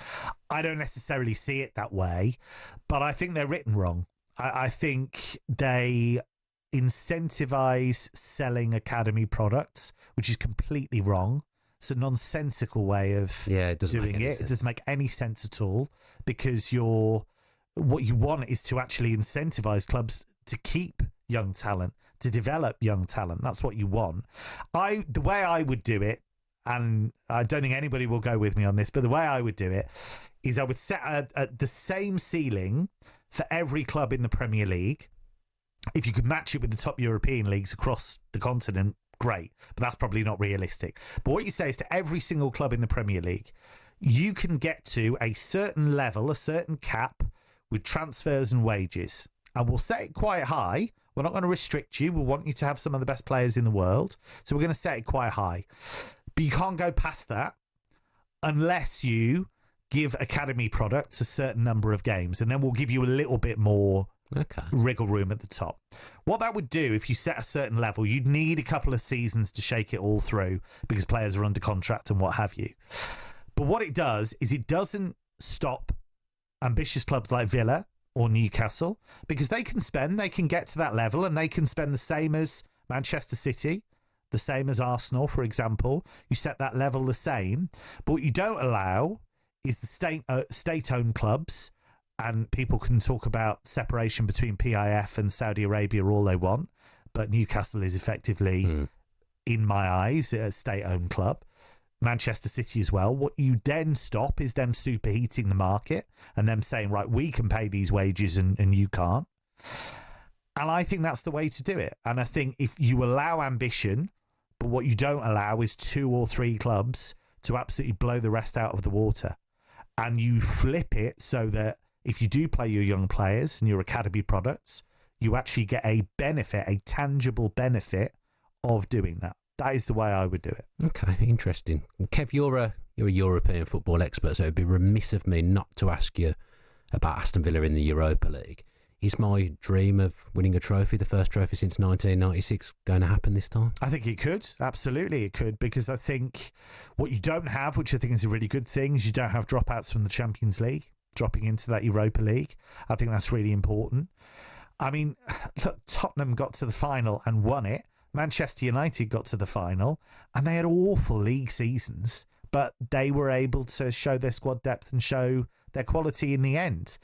And clubs like Athletic Club, who I expected to really, really come close to winning it because the final was at San Mamés, they fell short. And Roma fell short. And all the clubs that I thought were going to, Eintracht Frankfurt as well, when they came up against Premier League squads, They couldn't quite get there. There's no reason why a guy that's won that tournament as often as Unai Emery has, there's no reason why he can't win it with Villa. Just finally, can I call myself long-suffering? I rolled my eyes earlier at an Arsenal fan saying, yeah, you can. Can I be long-suffering? You're suffering less than you were. True. But you were in the champ not that long ago. That's true. In the grand scheme of things. So No. I think you've got a greater claim than an Arsenal fan. Yeah, I'd agree with that. No trophy since 1996. This is Transfer Insiders with long-suffering Dan Bardell and European football expert Kev Hatchard. And when we come back, we're going to be talking about Tottenham Hotspur.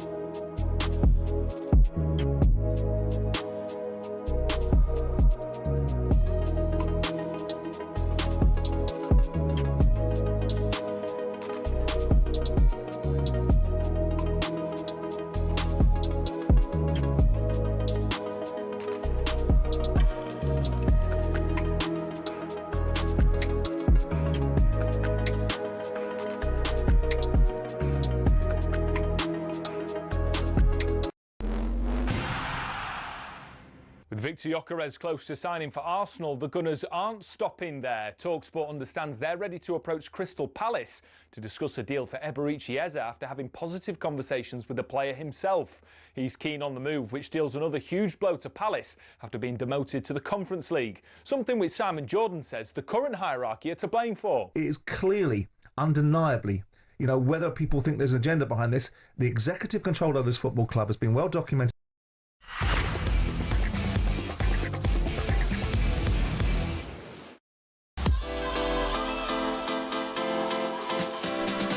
This is Transfer Insiders on talkSPORT, and we're now going to talk Tottenham Hotspur with Craig Dearman, who is the co-host of the Spurs Chat podcast. Congratulations on your European trophy. We just want to see that big smile on your face when people mention that trophy. Just how much of a weight off your shoulders is that one? Oh, it's massive, absolutely massive. 17 years without a trophy, and the release. I was in the stadium watching the game, and just the relief and release of emotion was unbelievable. So, first European trophy in 41 years as well. But that 17-year thing that's been hanging over us is finally done and dealt with.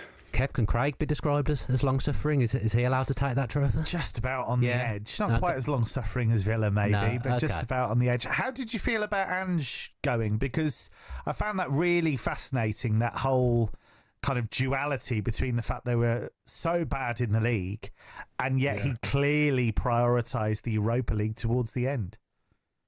Yeah, and it was confirmed that's exactly what they did, and that is what got us over the line in the end. As for Postecoglou, I was a bit gutted that I thought he'd earned the right, to be honest with you, to go into the third season. I thought he'd earned that, but the club saw it differently, and ultimately the league finishing position just wasn't good enough and wasn't good enough for the club, even though we got over the line in the final. It was really an all or nothing game, that final. It was for Manchester United.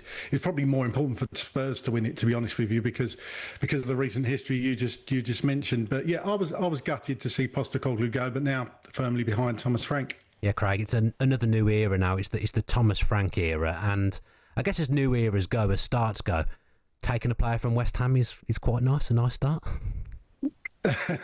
Well, the important thing for me was that we actually try and act like a big club and actually make big signings and ready-made players for the Premier League. And Kudos certainly is that. Obviously, last season, he wasn't brilliant for West Ham, but his first season, he really did well. I think there's a really good player in there. I think he's going to be really good for Tottenham. So overall, I'm happy. I don't care that he's come from West Ham. He's a good footballer. So I'm really looking forward to seeing him play in the Spurs shirt next season. Morgan Gibbs-White, another one that Tottenham are being linked with. Obviously, there's been a lot of talk about his release clause and whether Tottenham might have to be forced to pay a little bit more to Nottingham Forest. But is that an exciting deal if it comes off? For me, it is, yeah. Morgan Gibbs-White is a player that I've really wanted at Spurs for a number of years, to be honest with you. I just think he's got better and better and better. I really hope this deal gets over the line. Obviously, there's issues that you mentioned that I would imagine they're going to be sorted out. I can't imagine the likes of Daniel Levy goes into any transfer without dotting the I's and crossing the T's. He seems to think, and the club would seem to think, as far as I know, that they've acted appropriately and they haven't done anything wrong. Forest are obviously going to think differently to that, but let's see what happens there. But certainly Morgan Gibbs-White, really exciting signing for me. And again, a player with Premier League experience that we so desperately need going into this Champions League campaign next year. Craig, we obviously know that Thomas Frank's quite a flexible manager in terms of varying up his system game to game. Sometimes he'll play 3 at the back, sometimes it'll be 4 at the back, he'll sometimes play 2 up front. That's what he did at Brentford. Yeah. I'm just looking at kind of the makeup of the Spurs side, and Morgan Gibbs-White's obviously going to come in and play. What does that mean for James Maddison, who is a popular player with Tottenham fans? His durability is a bit under question, but where would he fit? What does that mean for him, Morgan Gibbs-White, coming in? I think, to be honest, there's probably scenarios where you could play them both in the same team, but it's what we've been crying out for. Again, it's not just having that first 11, it's about having a squad. I mean, Manchester City have done this for years, Liverpool have done it for years. It's about creating a whole squad where there's no drop-off when players come in. So whether that be Maddison plays in a league game and Gibbs-White might play in a Champions League game, or vice versa, whatever it is, there's players challenging, good players challenging other players in key positions all over the park, and that's where you really want to get to. And as I say, Manchester City have done that for years, and look at the success they've had. That's where we fell foul last year. We obviously had our fair share of injuries and everything else that went along with last season. It could have been an absolute disaster, but it wasn't. We got over the line in the end. But building a squad for the Champions League, you're going to get found out in the Champions League if you don't build a squad, and bringing in somebody like Morgan Gibbs-White to challenge the likes of James Maddison, to challenge the likes of Dejan Kulusevski, is only a good thing. Just on that point about squad strength, one of the things that really struck me last season was the difference in the team when you didn't have Mickey van der Ven. Now, he is a bit of a unicorn because you don't get many centre-backs who are that rapid. So he's not an easy guy to back up. Yeah. But obviously Romero's been linked with a move away. It wouldn't surprise me if some of the really big hitters in Europe are at least looking at van der Ven. Not that you would lose him this summer. But one of the things it strikes me they have to do is work out a way of replacing him when he's not there. Yeah, and as you say, that is incredibly difficult to replace Van der Ven, because we really suffered when he wasn't playing last season because of the high line Ange plays. Van der Ven had the pace to get back. I'm not sure Thomas Frank's going to play that kind of system, so it's not going to. The onus isn't going to be on Mickey van der Ven's hamstrings to get back every single time by playing such a high line. But you know, the defenders we've got, the central defenders. If we keep Romero at the club, I'm hoping he stays this season. Obviously, we've got Romero, Van der Ven, Kevin Danso came in and has done very well, and he's now made permanent deal. We've just bought in another centre back or defender, apparently can play anywhere across the line, Kota Takai, so he's come in. We've still got Ben Davies at the club, and we've got I think he's 18, Luka Vuskovic has come in. We signed him a couple of years ago. I think he's about 6'4". He's huge, but so young. So whether he gets loaned out again, I don't know, but I think we're in a really good place with centre backs. But definitely if somebody like Romero goes, we're going to have to replace him this window. Let's say, obviously, Curtis has already signed, and then Gibbs-White goes through as well. What other area would you like to see addressed this transfer window? What do you make the next priority to be for Tottenham? Well, there's 3 for me. If I could really pick the transfers and pick what positions, number 1 would be a centre forward to challenge Solanke. I still think we need a centre forward, a number 9, if you like. and most of the fan base would probably agree with me that we need a number 6, a central defensive midfielder that can control the play, because we desperately was ripped apart through the middle sometimes last season. We desperately need that big number 6 that can control the game. Now, Archie Gray has been touted as being that player, but he's still so young, not given many opportunities in that role last season because of injuries more than anything else. So the number 6 role, and finally a backup, or not even a backup, a challenger to left back for Destiny Udogie, if you're saying Pedro Porro and Jed Spence are going to be fighting out for the right back position. So those 3 positions for me: left back, central defensive midfield, and a number 9. One player we've not talked about, and it's a bit of an emotional one, this in many ways, Heung-Min Son, because there's a player that's got a lot of miles on the clock, not just for Tottenham, but for South Korea as well. He's played a huge amount of football. I remember him years and years ago when he broke through at Hamburg in the Bundesliga. That seems like a lifetime ago. Is it fair to say that he's no longer the key player he was? And if that's true, what's the best thing to do with him? Well, he's still our captain, I would say that. So he's key in that regard. But you're right, he has dropped off a bit. He's 33 now. He's going to lose a yard of pace. His influence in games isn't as much as it used to be. I think, to be honest, losing Harry Kane was a huge part. That was a huge part of Son's game, having them two. Obviously, record assists between the pair of them over the years. So I think there's different things that have led to not Son's demise as such, because I don't think he's gone down that much, but in Premier League, and you really notice when players drop off, and Son, it has dropped off. But for me, Sonny, if he wants to go, I've said this for months, if he wants to go.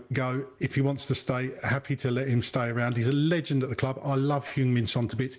I think he's earned the right to choose what he wants to do, and I think that's ultimately should be his decision. Yeah, Kev, some players kind of belie like transfers and clubs deciding to sell them and whatnot. I think Craig's right there. Son earned the right to be the shape of his own destiny. Yeah, you wouldn't be wanting to kick him out. I mean, he deserves just the most amazing send-off when he goes, but it's a difficult thing for a player to deal with. If you've been automatic first choice for so long, if you are the captain, if you're suddenly in a situation where you're not always first name on the team sheet and suddenly you are getting rested a bit more than you'd like, it's quite a hard thing for a player with Son's kind of ambition and his ability and his drive to handle. So I'd just be really interested to see how Thomas Frank deals with it. I mean, this is where Frank, I think, comes into his own, actually. This kind of scenario where he has to have that human touch and he has to have that honesty with the player. So I'll just be really fascinated to see how they deal with it. Craig, you happy with Thomas Frank? Would that have been your choice? It's a difficult one because I felt, like I say, I thought Ange deserved that third season. The fan base was kind of split on it, to be honest with you. There were sections of the fan base that thought that Ange should have stayed, and sections that want, and they want their Ange out, Ange in. It was kind of everybody was shoehorned in a box. Do you know what I mean? When Thomas Frank came in, I must admit I wasn't sure, but having done research on him, and obviously we've seen him week in, week out in the Premier League anyway with Brentford. Very good tactical manager. And when you actually do a deep dive into Thomas Frank, what he's all about, the coaching staff and everything and what they bring, I'm actually quite excited to see what Thomas Frank can do with this squad now. But he must be backed in this transfer window. As I say, we're getting there. We've got players over the line, but he must continue to be backed with ready-made players. Keeping with the club ethos of buying in youth, buying in young talent, but also ready now players. It's most important we back Thomas Frank in this window, because he'll be set up to fail if we don't continue to back the manager.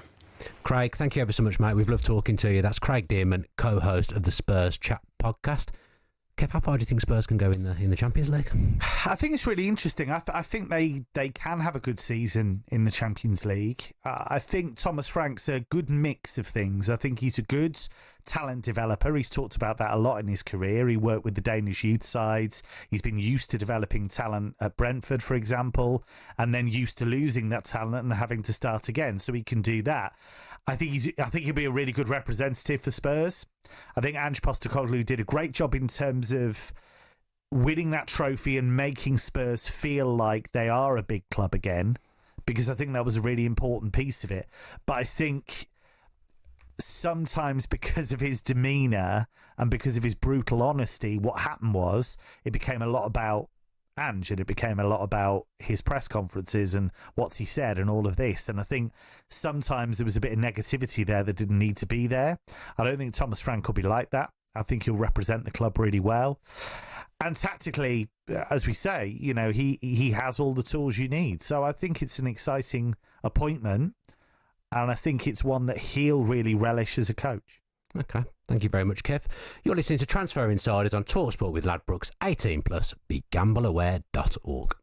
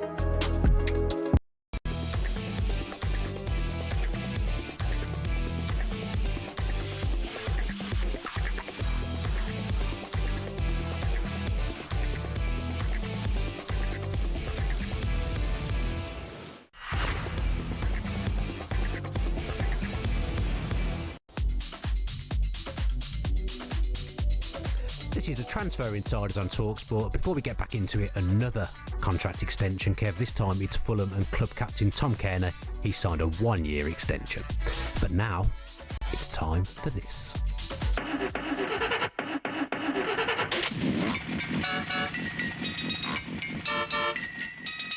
Oi, that needs fixing, mate. Welcome to the talkSPORT garage.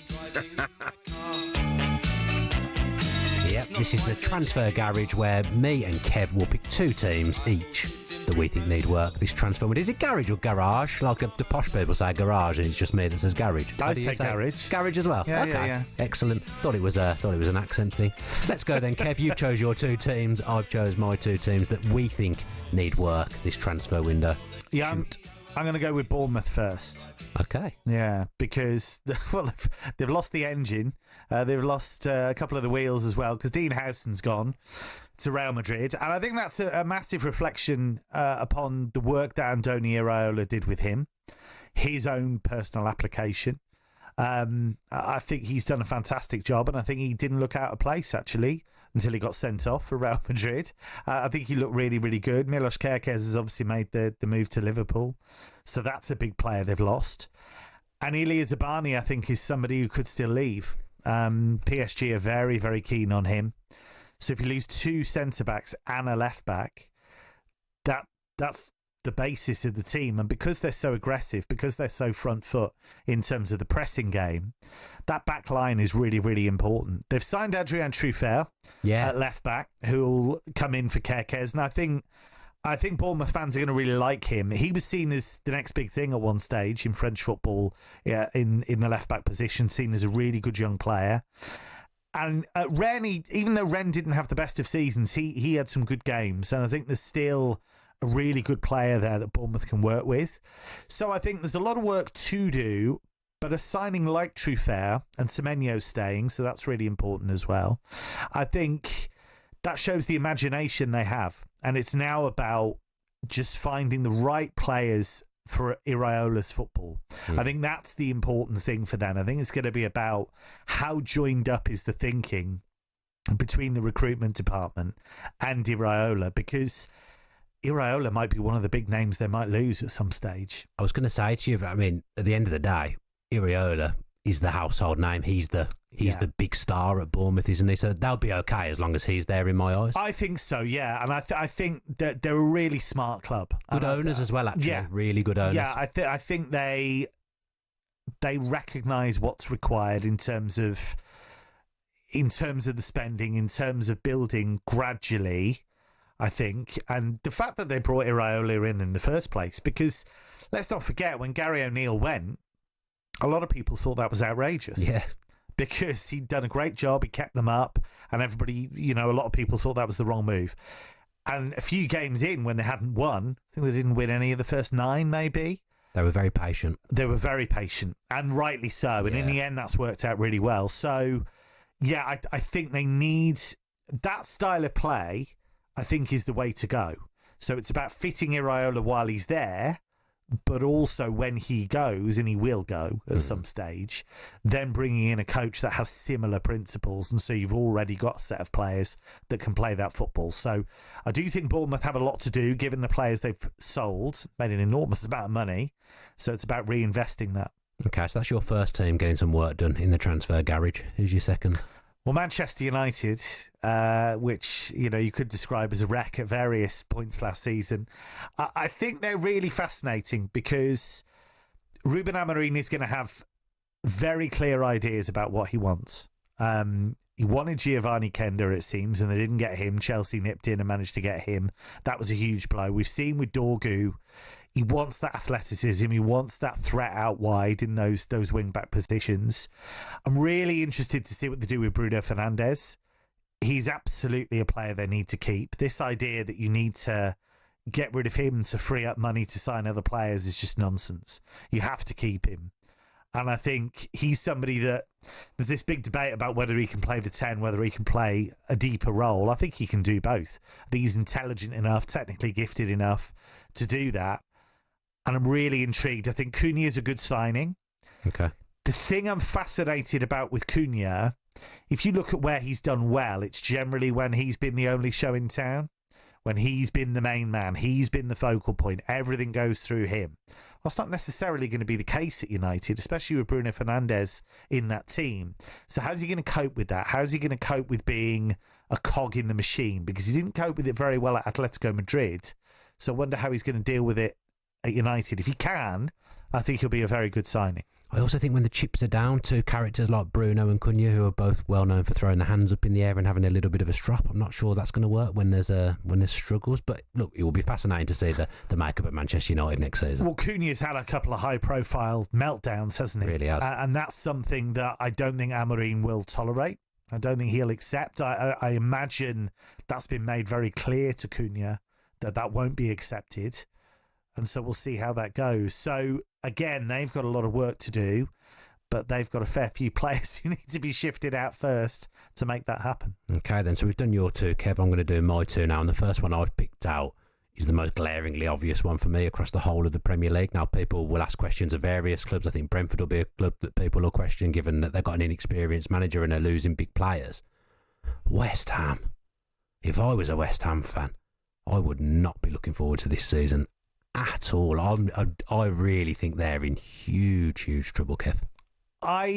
Because I'm quite a big Graham Potter fan, and I'm finding Potter fans fewer and fewer as the time goes on, but I think he was a bit hard done by at Chelsea. Agreed, I don't think he was given enough time. I don't think he was given the conditions in which to succeed. And I know Maresca's done very well in the last few months, but we'll never know how Potter would have done, because actually he made quite a good start in terms of the first few games. I think they'll be okay, but I understand that they've made some strange signings in previous windows that haven't really worked out. I think Max Kilman hasn't quite hit the level I expected him to. I thought that was quite a good signing, but it hasn't really happened for him at all. I've been quite disappointed with Todibo. I don't think Todibo's shown what he's all about. I mean, he's had some really big clubs look at him in recent years, and he hasn't shown that quality at all yet. I think there's been a bit muddled in some of the midfield signings as well. So I think there are gaps there. I think there are problems, and obviously they've lost Kudus, and he's a big, big player for them. But Jared Bowen still being in the building, I think, is massive for them. I think they'll just have enough, but it might not be a comfortable season. Yeah, they'll get goals, but they'll ship goals as well. And you mentioned Kudus going, but I was looking earlier. Fabianski's gone, Soufal's gone, Creswell's gone, Ings has gone. We don't know whether Antonio's coming back or not at this stage. That's a lot of experience, and sometimes when you lose players of that ilk and that experience from your dressing room, they might not be players at the peak of their career. They're experienced heads, but if you take that out of a dressing room that's already quite fragmented and, like you said, a lot of strange transfers over the last year or so, that's where I think West Ham are going to encounter problems, because you haven't got that statesman to come in and try and bring people back together. I guess Bowen is that man there, but he doesn't strike me as a natural leader. That's why he's really important, and I think he can play that role. But I think it seems to me that there's a clear effort to clear the decks a little bit for Potter. He has a certain idea of the type of player he wants. I wonder if he wants a captive audience as well, take a few of those bigger personalities out of the equation. And it does seem to be a rebuild. But I think what it has to be with West Ham, and this has been a big problem, there has to be joined up thinking between the recruitment department and the coach, because there have been lots of competing voices at West Ham before, and you've had quite a muddled transfer policy. I think that has to change. So I wouldn't be too panicky about them yet, but I'll be really interested to see how much influence Potter has in the recruitment that they do. I think me and you should talk about West Ham again in September, October, because honestly, I think they're in huge trouble. I'm not trying to alienate West Ham fans. I just genuinely think they've got a lot of holes in the squad, and I think they've got a lot of problems. I think a lot of it depends on the manager, and I think that it is my belief in him that will keep them afloat, I think. Okay. But like you say, if they make a bad start, it's not a fan base that's always hugely patient. No, and if you think, in the PSR world, they obviously had some goodwill with PSR because they sold Declan Rice for huge pure profit. Yeah. But they've wasted that. They've wasted that in my eyes with some of the decisions that they've made. My second team, which is going to sound weird because they are the best team in the world, Chelsea, just won the World Club Cup. I think if they're to elevate themselves to title challengers, they just have to do something about that, about centre-back, and in particular goalkeeper, because they're not going to challenge for the title with that goalkeeper, in my opinion.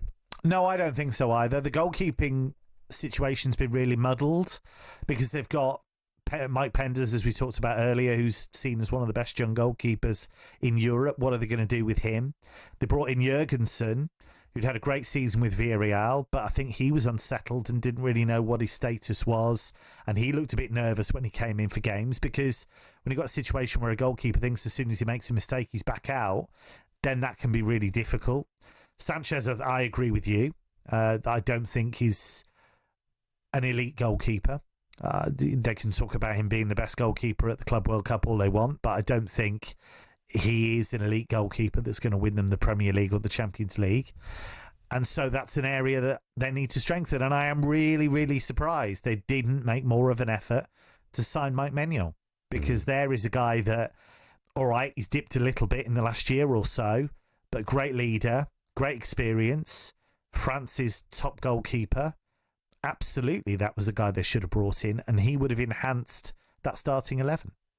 Right then, that was the Transfer Garage, and this is Transfer Insiders with myself, Dan Bardell, and European football expert Kev Hatchard. And when we come back, we're going to utilise that European football knowledge, because we're going to be talking about all the teams on the continent.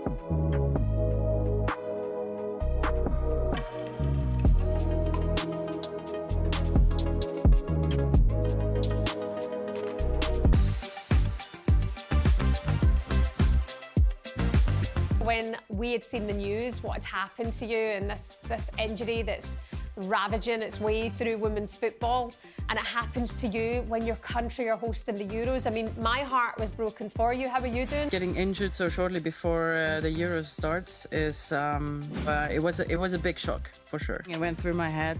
I was wondering if I even should be at the Euros, because I don't want to take anyone's space who's 100% fit. For a really long time, I think my body has sent me signals and I've been ignoring them. Up next, it's Spain, and it's like, oh my gosh, really? They're playing better than I was expecting them to play. Lucy Bronze wanted a tune and I didn't have it on my USB stick. It's amazing that I get to, play music and get to go to these tournaments and merge those two worlds. But I think they've stabilised a little bit. I think Alessia's been amazing. That was not the way England should start a tournament. Uma, correct me if I'm wrong, but is that the first time a team who are defending the title have lost an opening group stage game? If the whole team has an off day and there's nobody in there who has the composure to say, look, this is just the situation we're in, we need to turn this around at half-time. She's a future England captain for me. It's like Portugal men having Ronaldo on the bench when they need 2 goals. For the Netherlands fans, you're thinking, we were in a position where we were winning. You were winning. We could have done it. 2 goals. Hello, how are you? And welcome back to The Kickback, sponsored by LG and its All-In Pledge campaign. Show your commitment to the Lionesses and the Red Roses this summer by heading to lg.com/UK/pledge. You can sign up to the Pledge campaign and opt in for the chance to win an LG TV and soundbar. Remember, watching changes everything. My name's Shabana Hearn. Coming up for you on the show today, we've got former Chelsea player and Switzerland striker Ramona Bachmann joins us to discuss sadly missing out on a home tournament due to one of those ACL injuries. Plus, Lucy Monkman, aka DJ Monkey, joins us to discuss England's group stage performances and what it's like DJing at the Lioness HQ. And talkSPORT's women's football reporter Uma Gurav will be with us from Switzerland as we look ahead to the knockout stages. We're well and truly underway. Stay with us. Don't forget to like, subscribe, and get in the comments. I have to say, I've absolutely loved the tournament so far. It's been full of kind of shocks and surprises and turns along the way. And I hope you're enjoying it too. Stay with us for all of our content. We have you covered here on our talkSPORT's Women's Football channel and here on The Kickback. And our RLJ is back next week as well, I believe. Our Russia, who's been taking our holiday. It may be one of the weirdest times of the year to take a holiday if you're a footballer, but she's back with us next week as well. Pleased to say, though, with us now from Switzerland is Switzerland striker with only over 50 caps and 60 goals for our country, Ramona Bachmann. Hello, Ramona. How are you? Hi, I'm good. And good. you? So, yeah, I'm very well, thanks. So you're at home now, right? You're in Switzerland, or are you in Houston? Where are you? I'm in Switzerland, staying with my parents at the moment. I'm starting my rehab here in Switzerland. I've done the surgery here in Switzerland. After the Euros, I will probably head back to Houston. Oh, do you know what, Ramona, when we had seen the news, what had happened to you and this injury that's ravaging its way through women's football, and it happens to you when your country are hosting the Euros. I mean, my heart was broken for you. How are you doing? To be honest, I'm doing okay right now at the moment, but it was a tough moment, definitely. I mean, to miss the Euros so shortly, getting injured so shortly before the Euros starts is a tough situation. Also, when it happened, I knew right away this is a serious knee injury. So it was a big shock for sure. I mean, I don't want to be negative about it, but for me, and for so many people, especially in this country, here in England, you were Switzerland's women's football for quite some time. You know, you are a big reason as to why Switzerland are where they are on the map for women's football. So to not see you part of it it's a great shame, and we're all thinking about you for that. Yeah, I mean, I think it would have been definitely a big highlight for me in my career. I've been playing for the national team for 18 years, and I've been very lucky too. I've been going through my career basically without any big injuries, and then it's devastating to have to pick up such a big injury just so shortly before the Euros. But I have to say, at the same time, I have struggled a bit just before the injury happened. Don't know if you heard about it, but I've been in a mental health clinic in December and January. After I came out, I started my training quite soon, quite fast again, because I knew there's the Women's Euros at home that I definitely want to be part of. But I could feel mentally, I'm feeling really, really well. But physically, I think my body was not where I wanted to be mentally. So this was a big frustration for me, and I think just before the injury happened, I was struggling. I had a lot of pressure, but mostly against myself, against the time, because I knew in 3 weeks I had to be at my best level. But I couldn't really see myself at the best level within 3 weeks, and that was hard for me. And I think maybe this is a reason also why this injury happened. I feel like my body was just telling me, stop, you need to look after yourself. You're not ready. It's interesting to hear your thoughts on that then, considering you are going through what was mentally a hard time, where you knew you weren't completely all up in good mental space as you usually are, and the fact that they think there might be a link between how you are in your head as to how your body reacts when you're not on top of your game mentally, that you think there might be a link there as well. I do believe that there's a link for sure. Because I can say before the injury happened, the same training at the warm-up, I could feel that it took me quite a long time to warm up. And that was not the only training I felt like this. It was like this the whole week. I haven't felt completely myself. I felt less explosive. I felt a bit more stiff than I usually do, just not how I'm used to have my body. And so this was hard for me, and actually before the training, it went through my head. I was wondering if I even should be at the Euros, because I don't want to take anyone's space who's 100% fit. But at the same time, I was thinking, okay, I deserve it because I've been playing for this national team for 18 years. Obviously, I want to give myself this 3 weeks to make sure I get to the best possible shape.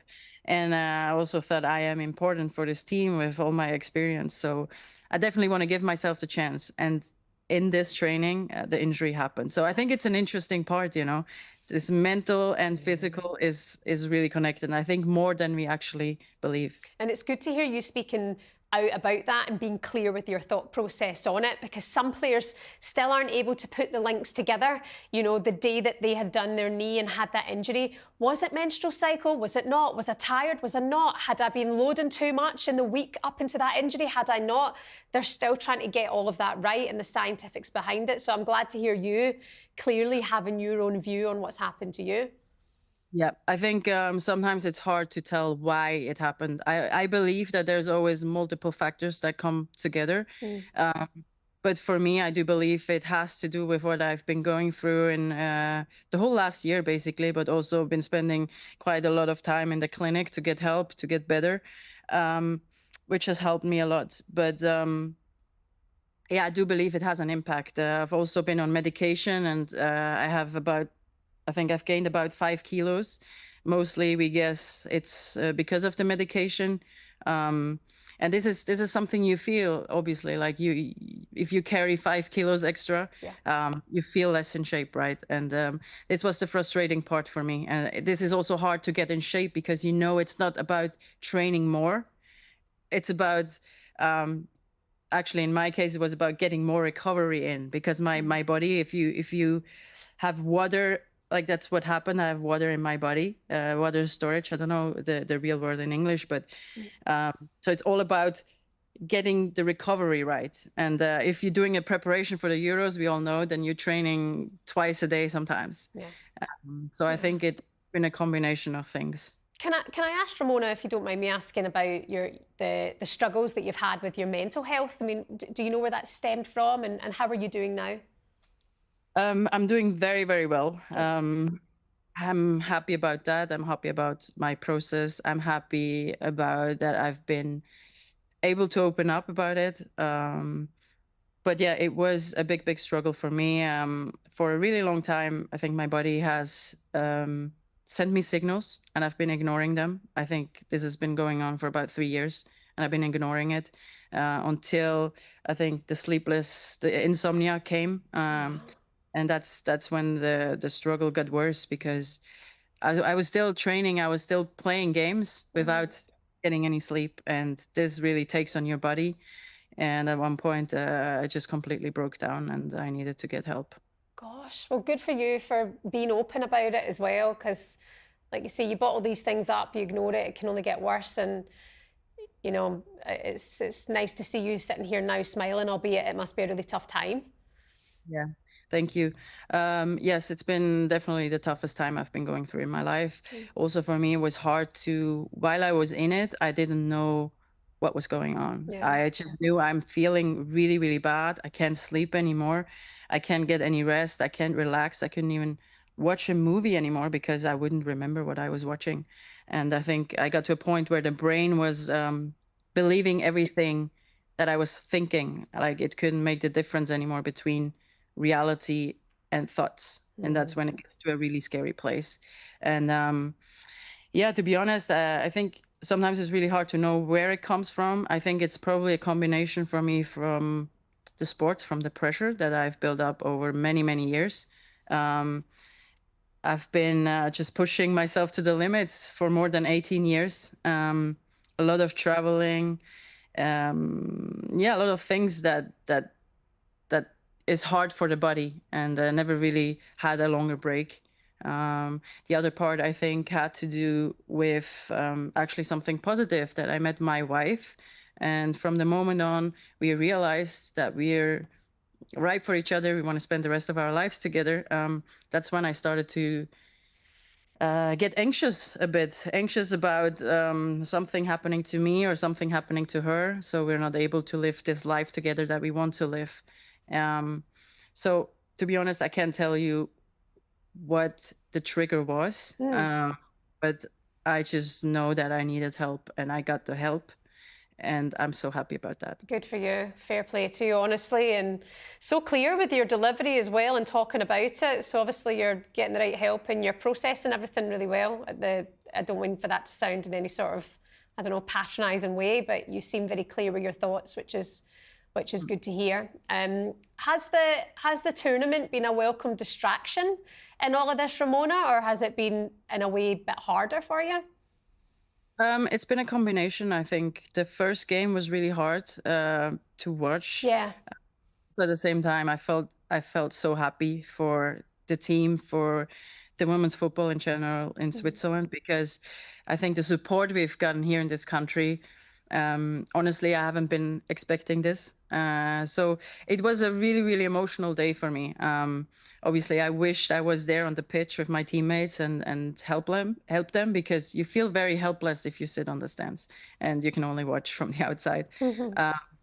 So that was tough. But at the same time, I feel like for the first time in my life, I have some time to just for myself, and I can do some other things. I can participate to support women's football maybe in another way. Normally I would be on the pitch, but now I'm trying to do stuff off the pitch to help support and promote women's football. So this is something I enjoy as well. And obviously, I think the most important thing is I have a lot of time with my son and my wife, which I normally don't get. So I'm trying to see the positive in the negative. Lovely. I mean, trying to focus on what's good for the country as well. I mean, I remember speaking to Leah Volti in the past and her saying, you know, what happened with the Lionesses here in this country, how it changed so many things overnight. And the Lionesses had gradually been on this wave, and then it all changed when they won the Euros, and how Switzerland needed this moment as well. It needed to kind of change perspective and get young ones on board and get people of a generation to change their views as well. So it's been a really positive thing for the country, and they've made it to the next round. I mean, that must have been incredible to watch. I know. I'm so happy for the team. Honestly, I think they deserve it so much. They've worked so hard. And I think in all those games I've seen, but specifically in the last one, it was about just getting a point against Finland, and you could just tell how much the players wanted this.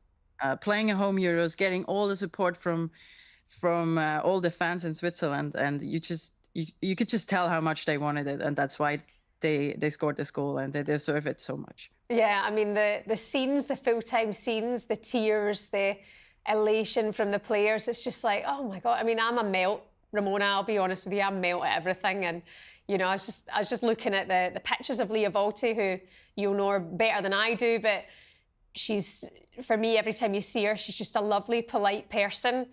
And you could just see how much it meant to her, you know, just getting that qualification to the next round. So up next, it's Spain, and it's like, oh my gosh, really?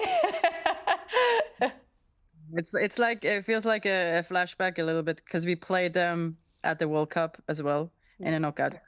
So yeah, I mean, nothing easy. I mean, they're probably the favorites to win the tournament. Amazing team. I think we're just gonna try our best, you know.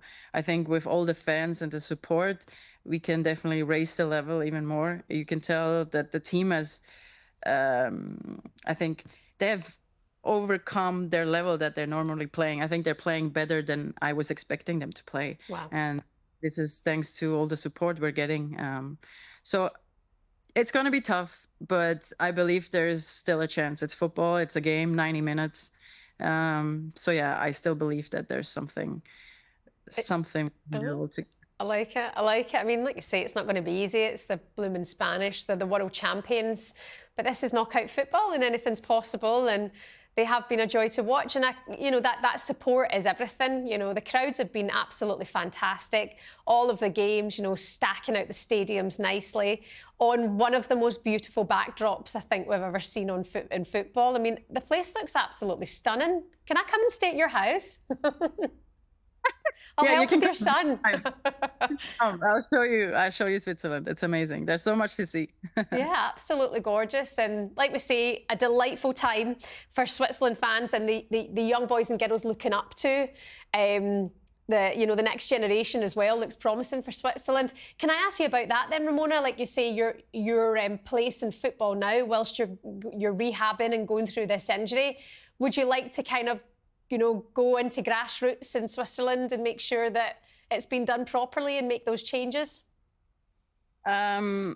Yes, I do feel like I have a lot of experience. I've played in so many countries and I've seen so much. I also seen Swiss women's football grow, and it's been a slow process. And now I feel like through these Euros, we've done a big step. And yeah, I mean, with all the experience I have, I do feel like I could have an impact to change things for sure. I know what's needed. I know what needs to change. And at one point, I guess you're definitely going to see me working around this because, yeah, I want to help. I want to help it grow, and I want to make it possible for the new generation. Yeah, well, it'll be good to hopefully have you part of that team pushing it forward in the right direction. Listen, thank you so much for being with us today. I feel that we could sit and chat all day. Good luck to the Switzerland against the Spanish, and good luck in your rehab and your journey as well. Thank you, I appreciate it. Take care. Ramona Bachmann, Switzerland international there from Houston Dash as well. Joining us in the kickback. Wow, I didn't know the details there of what Ramona was going through, but we wish her all the best.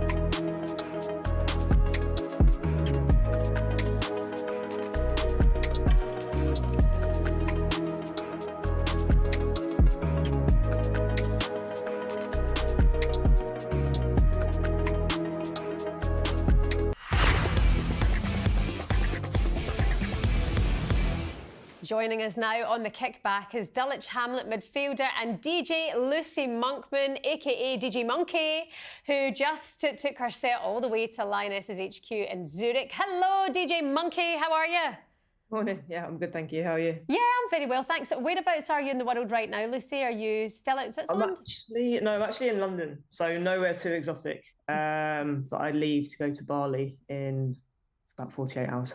Oh, lovely. Is that a holiday or is that DJing out there as well? That is DJing as well. It's a busy season, and with Euros as well, it's extra busy. So, but I'm not complaining. Okay, we need to talk about your football and your role in football at Dulich Hamlet as well.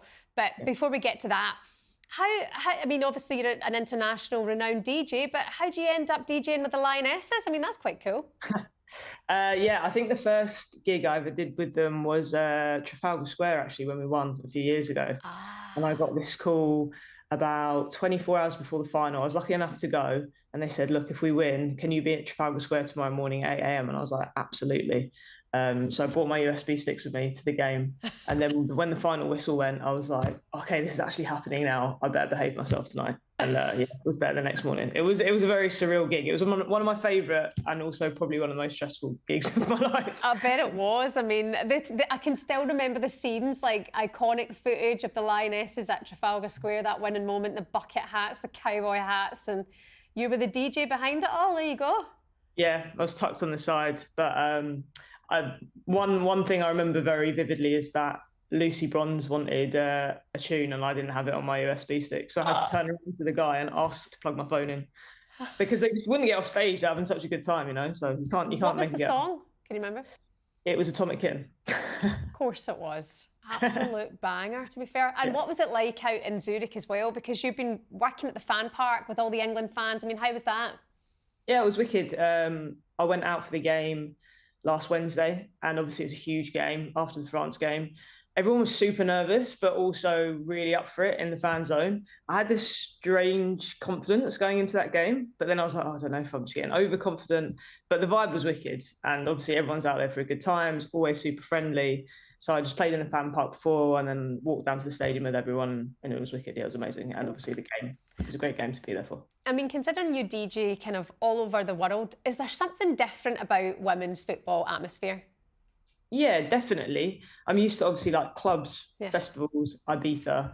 But I would say that like football fan zones and parks, it is quite like a festival atmosphere, but it's probably just a bit more joyous, I guess. I mean, festivals are joyous, but it is very slightly different, and obviously way more families and stuff. So it's slightly different, and I have to tweak it to that. But it's really amazing, and it's amazing that I get to play music and get to go to these tournaments.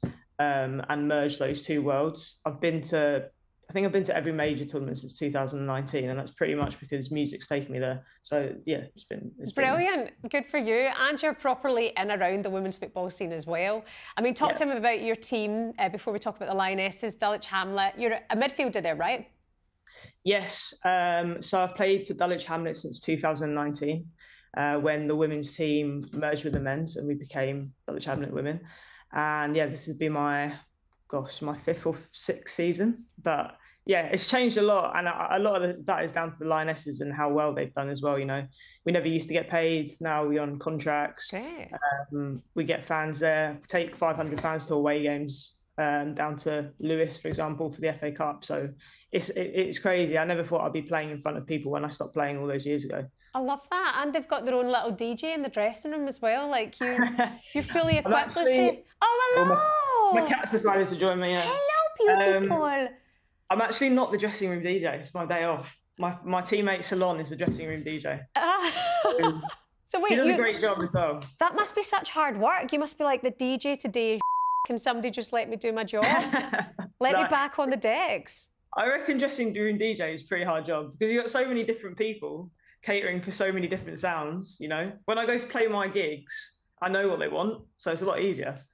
But I mean, I'm like, today Salon, you take over, it's fun. Yeah, I mean, that's the thing, the difference between like DJing in Ibiza when it's quite like house electro or, you know, that kind of vibe, like rave type vibe, to like doing a fan park.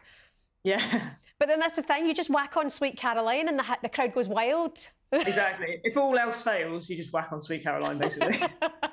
Very good tip for any DJ watching this. Talk to us as well about the Lionesses then. I mean, what have you made of their performances? Who's been standout for you? Yeah, I think I watched the France game here in London at a few fan zones, and it obviously was disappointing, but I think the thing that stood out to me was the post-match interviews. So the next day I watched back the interviews, and I just noticed that all the players just seemed really, really mad. And that kind of gave me confidence going into the game against the Netherlands. I was like, you know what? I just really think they're going to turn out for this game. And yeah, that's exactly what they did. I wasn't sure if it was going to be a close game or it was going to be a bit of a battering. I feel like it was going to be one or the other. And luckily for our entertainment, it was the latter. But I think they've stabilised a little bit. And obviously going into the Sweden game is really hard. It's a hard team. And yeah, they sort of blew Germany away the other day. But also I felt like Germany kind of capitulated after the red card. So I think it'll be a good game, but again, I feel pretty confident going into it. I mean, I feel confident for the Lionesses. I think, with no disrespect to Sweden, I don't know why maybe they've been underestimated going into this tournament. I mean, up there for the favourites, it's Spain, England, Germany, France. But looking what they did to Germany shows they can be such a threatening side. Yeah, totally. And I was surprised by the Germany score, obviously, but once a red card gets shown, the game's completely different. Yeah. And then in terms of like who stood out for me, I think Alessia's been amazing. I know that she only got a goal last night, but that game against the Netherlands, you know, she Hatchard of assists, yeah. So, and I'm an Arsenal fan, so a little bit. Oh, I see. So wait a minute, have you DJ'd yet for Arsenal? I haven't. I've worked with them quite a few times on like campaigns and stuff, but no. So yeah, if you're watching, I'm up for it. Guys, if you do work at Arsenal and you're with us, and I know a lot of them do watch, by the way, like Yannick at Operations. Yannick, if you're watching and you need a DJ on match day, hit up her Lucy, okay? Yeah, I'll stick my hand up. Lucy's your gal. By the way, which reminds me, Rusha and I, Rusha is normally here with me, we have a live show on the 26th of September and we're looking for a DJ, so... Oh, there you go. Now I've asked you live on air, Lucy. Yeah, from about. She's like, oh, you're breaking up. Oh. I mean, what about the chances then of them going on to retain the European Championships? Are you confident about that, Lucy? Yeah, I think why not? You know, obviously in knockouts anything can happen, but I think the last major tournament, the World Cup in Australia, the final was a real disappointment, I think. And I remember being there and just being like, wow, felt like we just kind of got blown away there. But I think, you know, you want to retain that trophy, right? And I don't see why not. I feel like Spain's on the other side. So we'll see how it goes. But I feel like a Spain-England final will be a bit of redemption, won't it? Yeah, I mean, there's so much kind of history, like new history between the pair now as well. But I think the Lionesses, like you say, from the World Cup final, so destroyed by that, so hurt, and so you're just, in the end, defeated by the Spanish. And then you look at, like, the kind of recent games that we've seen here in this country as well. Like, Lionesses did have an edge over them that night when they beat them in March. Yeah. Did you go to that game? I wasn't there, no. Yeah, I went to that game, and I to be honest, I went into that game a little bit nervous. Obviously, it was only friendly, so it didn't mean too much, but I was kind of like, oh, I'm not sure how about this is going to go off. I think I was a bit scarred from Australia, but yeah, it was a good showing. Brilliant. Well, listen, fingers crossed for you. Where can we see you next DJing? Do I need to book a flight to Ibiza? Have you got something close by? Yeah, Bali next week, or this week, sorry. And if you're not there, then Ibiza. Stick us on the guest list for Bali, just the kickback will do. Anytime. Lucy Monkey, Monkman, DJ Monkey, thank you so much for coming on the show with us today. Thanks for having me. Before you go, what's your cat's name? Oh, it's Mikel. Oh my God, not after Arteta. Yeah. Well, it was Michelle, and then we realised he was a boy because he's a stray. And we were like, oh, cute. Looks just like my cat, by the way. At one point there, I was like, is my cat broken at her gaff? Because he does things like that. To Mikel and DJ Monkey, thank you so much for coming on the Kickback. We'll see you again very soon.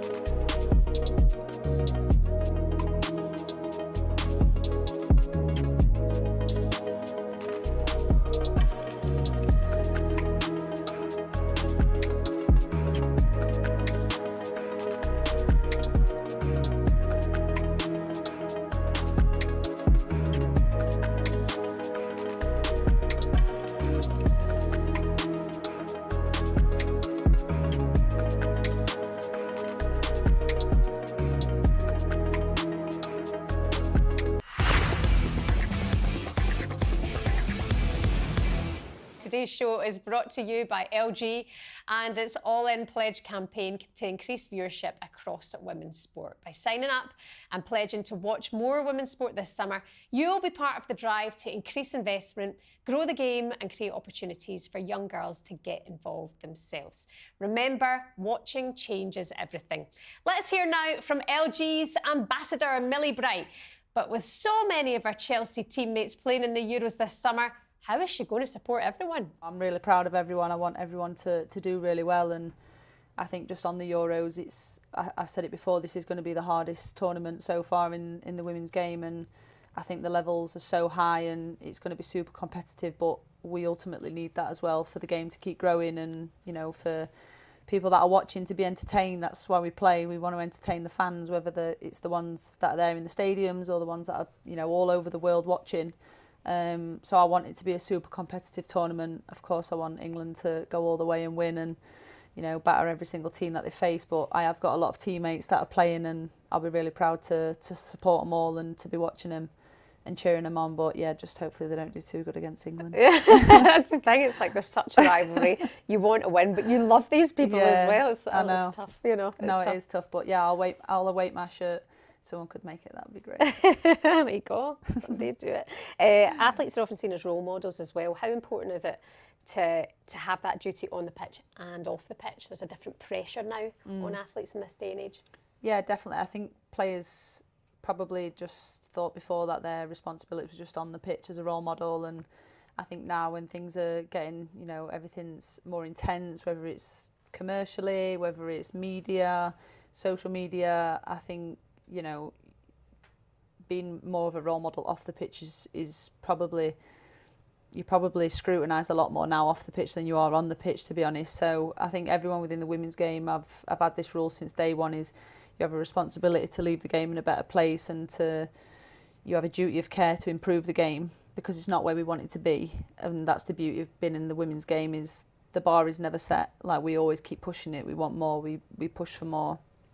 So I think it's always carrying yourself in the right manner, but also just being real. I think that's something I love about the women's game, is we behave as humans, like we are humans, and we'll say it over and over again until the outside people understand it a little bit better, is that we have emotion, we have feelings, we are not robots, we do normal things in life, we also make mistakes, we also are going to lose, we're going to win, we're going to draw, some of us have trophies, some of us don't. We have bad games, we get injured, we struggle mentally, we struggle physically, and I think sometimes that is still undervalued and still forgotten. And, you know, the schedule is absolutely manic and you just can't fit everything in, and there's dips in performances, and, you know, you're scrutinised for this and that's not good enough. But yeah, I think ultimately we keep shouting it from the rooftops, and we're not afraid to stand out and, you know, speak what we believe in. And I think we do it for each other, which is something I absolutely love about the women's game, is we're a community, we're a family, no matter whether you're rivals or whether it's the championship or the WSL. Like, we're all working to get to the same point, which is to keep raising the bar and improving the game and taking it to another level and making sure that the next generation don't have to go through what we've been through. So I think we do have to take care of each other along the way. Don't forget to head to lg.com/UK/pledge. Sign up to the pledge campaign and opt in for your chance to win an LG TV and soundbar. Remember, watching changes everything.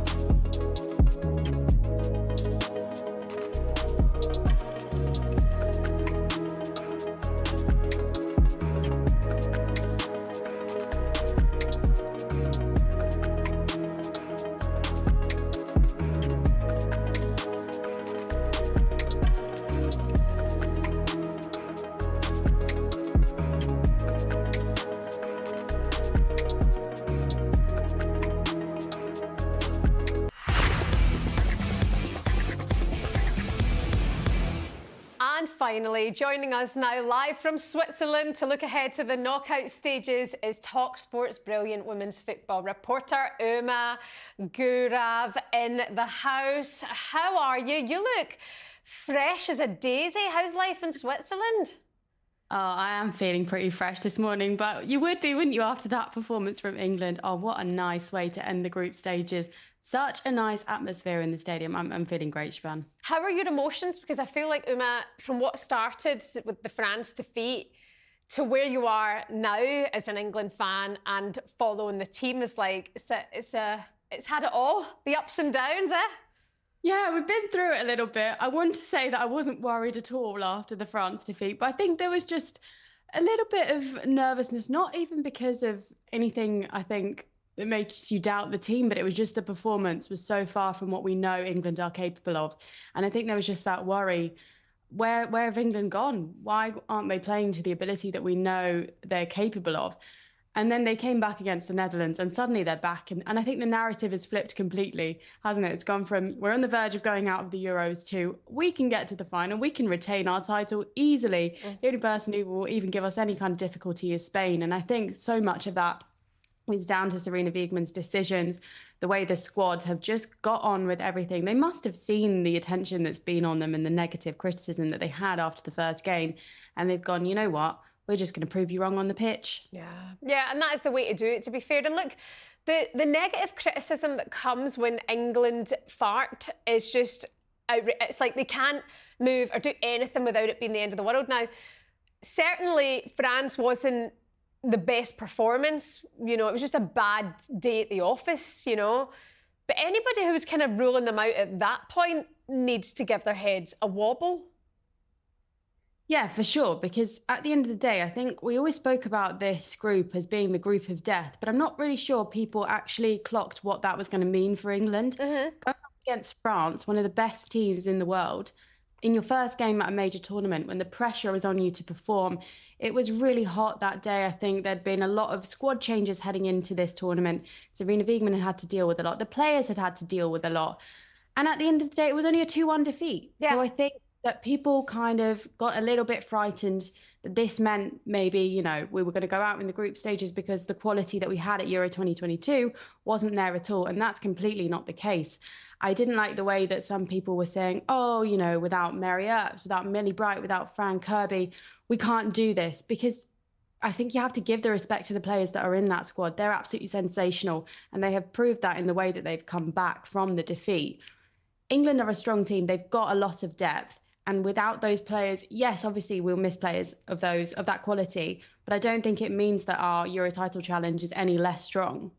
No, certainly not. I mean, I am definitely one of the people and still stand by my thoughts from that opening game and lacking character, you know, because that was not the way England should start a tournament. Uma, correct me if I'm wrong, but is that the first time a team who are defending the title have lost an opening group stage game? So, you know, it wasn't the good old England we were expecting. And actually in that situation where there is a lot of heat and focus and attention towards them and how they're going to do without those players, they certainly kind of clarified it in that game. You know, that they were down on themselves in that game. They didn't show character. And I will absolutely stand by that and saying that because, I mean, I've been taking it tight about that kind of comment last week as well. And that's the beauty of it. Everyone can still have the opinion at the same time. But the Lionesses are so stacked, you know. So yes, without the players who decided that they're not going to be there for their reasons, it's the show goes on kind of thing. And certainly those last two games, Wales last night against the Netherlands, they really showed their mettle and they showed their character. Yeah, I think you're absolutely right in that there was nobody in that first game who stood up, just said to the team, look, let's take a minute and remember who we are and play our game. What I think surprised me was that we didn't see that from the leaders who I think still are in the squad. Yeah. The likes of Leah Williamson, from the likes of Lucy Bronze, Jess Carter, Alex Greenwood, Georgia Stanway. I think a lot of them had, by their standards, a poorer game. And I think that's probably what made it hard for those kind of characters to be the leaders that we know them to be. I don't think England lack leaders inherently in the squad. I just think in that particular game, they didn't stand up. And since then, they have, Georgia Stanway's been absolutely sensational since then. Lucy Bronze has been almost back to her best. That switch between Jess Carter and Alex Greenwood, I think, has done wonders for both of them because they've been able to play to the best of their ability.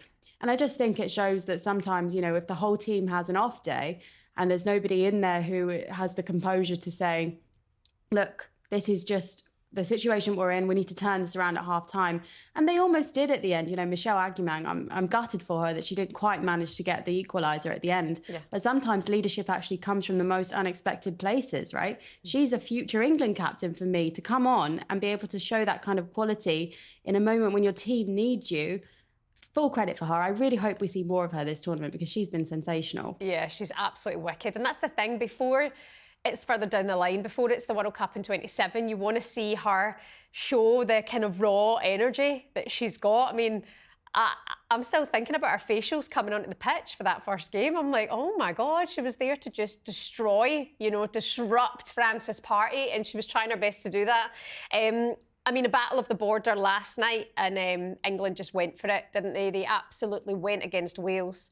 But one of the highlights, Uma, have been Wales at the tournament. I mean, you've been socialising with a lot of the fans and seen what they're up to. It's part of the journey, isn't it? Just them making it to a major stage. Yeah, we talked about Wales before the tournament and how they weren't getting the credit that I think they deserve heading into this tournament. Yeah. And it has been such an eye-opener just talking to the fans and just understanding what this experience means to them. Honestly, brought a tear to my eye, I think, speaking to the fans and watching them do their fan walk up to the stadium last night. The passion, the spirit they have when they sang their national song before the game. They care so much. And even at full time, the fans just weren't leaving. They were there for the team because I think in their eyes, this is the start of something really special. They want to be at the next major tournament. They want to be at the World Cup and many more to come. The feeling towards Rhian Wilkinson is absolutely incredible as well. I think she is a bit of a national hero now for what she's done for women's football in Wales. Yes, I know they're going to be going home, but I think they can go home with their heads held high. They certainly put up a fight against France. And I think while they'll be a little bit disappointed that they didn't manage to challenge England a little bit more last night, that goal from Hannah Kane was absolutely spectacular. Friend of the show, I know. Gosh, she can take a bow for that one. I think that might actually have been the goal of the night, to be fair. I know England scored a lot, but that one... It was a wicked goal, and the place went wild. I mean, the fans were like... It was almost as if it was a goal that sent them through to the knockouts. It meant the world to them. And do you know what? Sometimes it's just these moments that mean everything. It's even Jess Fishlock's goal and, the game against France. It's like they need these moments and they're getting them and they're there. And I think I've told this story about 10 times already today, but I was in Wales on Friday visiting a school, the Awel Taft School in Pontypridd, and there was these I'm talking 4 and 5-year-old girls coming out of their reception class to play football, and they had on their little Wales shirts and they had their little Welsh accents, and I was just like, oh my God, you're so cute, and just, we want to play football today. I don't know what the accent was. That was miles off it. Very Welsh. But I was just like, great. And they're all talking about Jess Fishlock and Hannah Kane and Sophie Ingle, and I was like, oh, bless them, and every country needs that moment, and fair play to them. They've changed the landscape of women's football for girls in Wales, and that's a great start, isn't it? It is, and they'll be back. I think they've put down a mark here. They will be back. Wales will be back at a major tournament before long, and I think next time around, they'll take so much heart from the fact that they've had the experience and they'll want to do better. I loved the way they were speaking in the press conference, saying that the pressure was on England and that they hadn't given up on the possibility of getting through to the knockouts, even though it was mathematically quite unlikely. Yeah. The fight was there, and that's what you have to have going in as the underdog. You know it's going to be hard against the defending champions. It's always going to be a game that you're going to struggle in, I think. But they've gone up against France, the Netherlands and England at their first major tournament. It doesn't get any harder than that. And the next time they come back, they will be so much more equipped, I hope, to do better. Yeah, exactly that. No, fair play to Wales. Well done. Take a bow. Up the road and on to the next. Can we just talk about the end towards Group D? Because... I mean, Uma, I'm sitting there watching the England game. Once they're 3-0 up, I was like, right, OK, I'm going to put on the Netherlands game. And then the Netherlands come into it. They're 2-1 up. And I'm looking and going, hold on a minute. 2 more goals. If France don't get any more, 2 more goals, the Netherlands would have gone through on goal difference. And I was like, this is crazy. No Vivianne Miedema. I mean, What's the chat out in Switzerland about that? Yeah, I think it was a real shock because, as we talked about, having 3 of those teams in the same group, you always knew one of them was going to go out. But I think when you try and compute the fact that the Netherlands aren't going to be in the knockout stages of the Euros, it's really hard. And I've been surprised at how the Netherlands have performed at this tournament, especially against England, I have to say. I feel like they just completely capitulated. However, maybe the warning signs were there because I know they suffered that 4-0 defeat to Germany in the run-up to this tournament. And they haven't looked strong. I think the Netherlands rely far too much on Vivianne Miedema. And I actually think that that's a problem that Manchester City have had too. She's a fantastic player, but you can't take on the whole of the England team or the whole of the France team with just Vivianne Miedema. And I also think that their manager... I think he came in for a bit of criticism for the way that he discussed this group, particularly the way he discussed the Wales team. I know they beat Wales 3-0, but he was very much going into it quite complacently, I think, thinking that Wales weren't going to put up a fight, acting as though there were only 3 teams in the group. And I'm not sure if maybe perhaps there wasn't enough respect shown to the group that they were in, because the Netherlands are going out and they shouldn't really be going out under the circumstances that they're going out in. They've conceded a lot of goals. And I think there's going to be some conversations had now. I mean, I saw a lot of Netherlands fans, obviously when they went up against Sarina Wiegman, they were saying, Sarina, please come back, please come back. And I think the model in the Netherlands they need to take a look at it, because since 2017, when they won the Euros, it feels like it's been a bit of a downhill trajectory for them. What that is, I'm not sure, because they've got the players to be far better than they are on the world stage. Yeah, I mean, you talk about their form going into this competition as well. That's why it was likely that Lionesses in France would come out the group. I mean, I think the Netherlands, who, like you, I mean, I thoroughly enjoy watching, and they've got a brilliant squad. They're just not doing as well as they should be. I think they managed a draw against Scotland before going to the Euros as well, you know, which is that's a great result for Scotland, you know. So something's not right. And as we know, Sarina Wiegman's number 2 is going to become the head coach of the Netherlands after the Women's Euros. But I think we all know and love Vivianne Miedema, and funnily enough, she can still divide opinions, you know, with, you know, is she past her best now? But you even look at her getting her 100th goal there against Wales, and the way that she did it, the fashion that she's got, she's absolutely quality. You know, she's just world-class player time after time. And I'm in my head that last night I'm fuming for her. I'm like, why is she not on a pitch? Like, when you need a couple of goals, it's like Portugal men having Ronaldo on the bench when they need 2 goals. You bring these players on, so either something's not right with Vivianne Miedema, something's not entirely comfortable with her, and this is, you know, a decision that they've reached together, or it's one of those things where it's a manager who maybe perhaps can't manage Vivianne Miedema, like we saw with Jonas Edeval at the past. Yeah, and it's just, for the Netherlands fans, you're thinking, we were in a position where we were winning. We could have done it. 2 goals. It's crazy. And think about that as a fan, to go from a position where you have the chance to cause a huge upset and you just manage to throw it away. And that's what makes it so painful. And I think that's where the criticism comes in, because it's not that you couldn't have won. You had France right where you wanted them to be. Also, by the way, I think that's proved how to get at France, who did look really strong in the first 2 games. The Wales got past them. The Netherlands did get past them. I'm just saying, if England come up against them again, I think those are where the lessons need to be learned. But for the Netherlands now, Vivianne Miedema is, I think, known by every single football fan as possibly one of the best players in the world. To not put her on in that moment, I mean, that's the equivalent of, for us, like not having a fit Lauren James on. And again, maybe it comes back to this. Maybe her fitness isn't there. We know she did struggle a little bit with injury, but I have to say, in the first 2 games, she looked fine. So it was absolutely baffling. And the Netherlands will be sorely disappointed, as I think they should be. Yeah, I mean, we'll wait and see. I imagine we'll maybe hear from Vivianne Miedema or the manager at some point on this situation, but the Netherlands go home alongside Wales. Thank you, Group D, for being thoroughly entertaining. The Lionesses and the French progress. Uma, keep enjoying your time in Switzerland. We can keep following your journey, and thank you so much for coming on. Thanks, Siobhan. I'll speak to you soon. Uma Gurav there, our reporter out in Switzerland. This episode of The Kickback was brought to you by LG and its all-in pledge campaign. Show your commitment to the Lionesses and the Red Roses this summer by heading to lg.com/UK/pledge, where you can sign up to the pledge campaign and opt in for your chance to win an LG TV and soundbar. Lovely stuff. Remember, watching changes everything.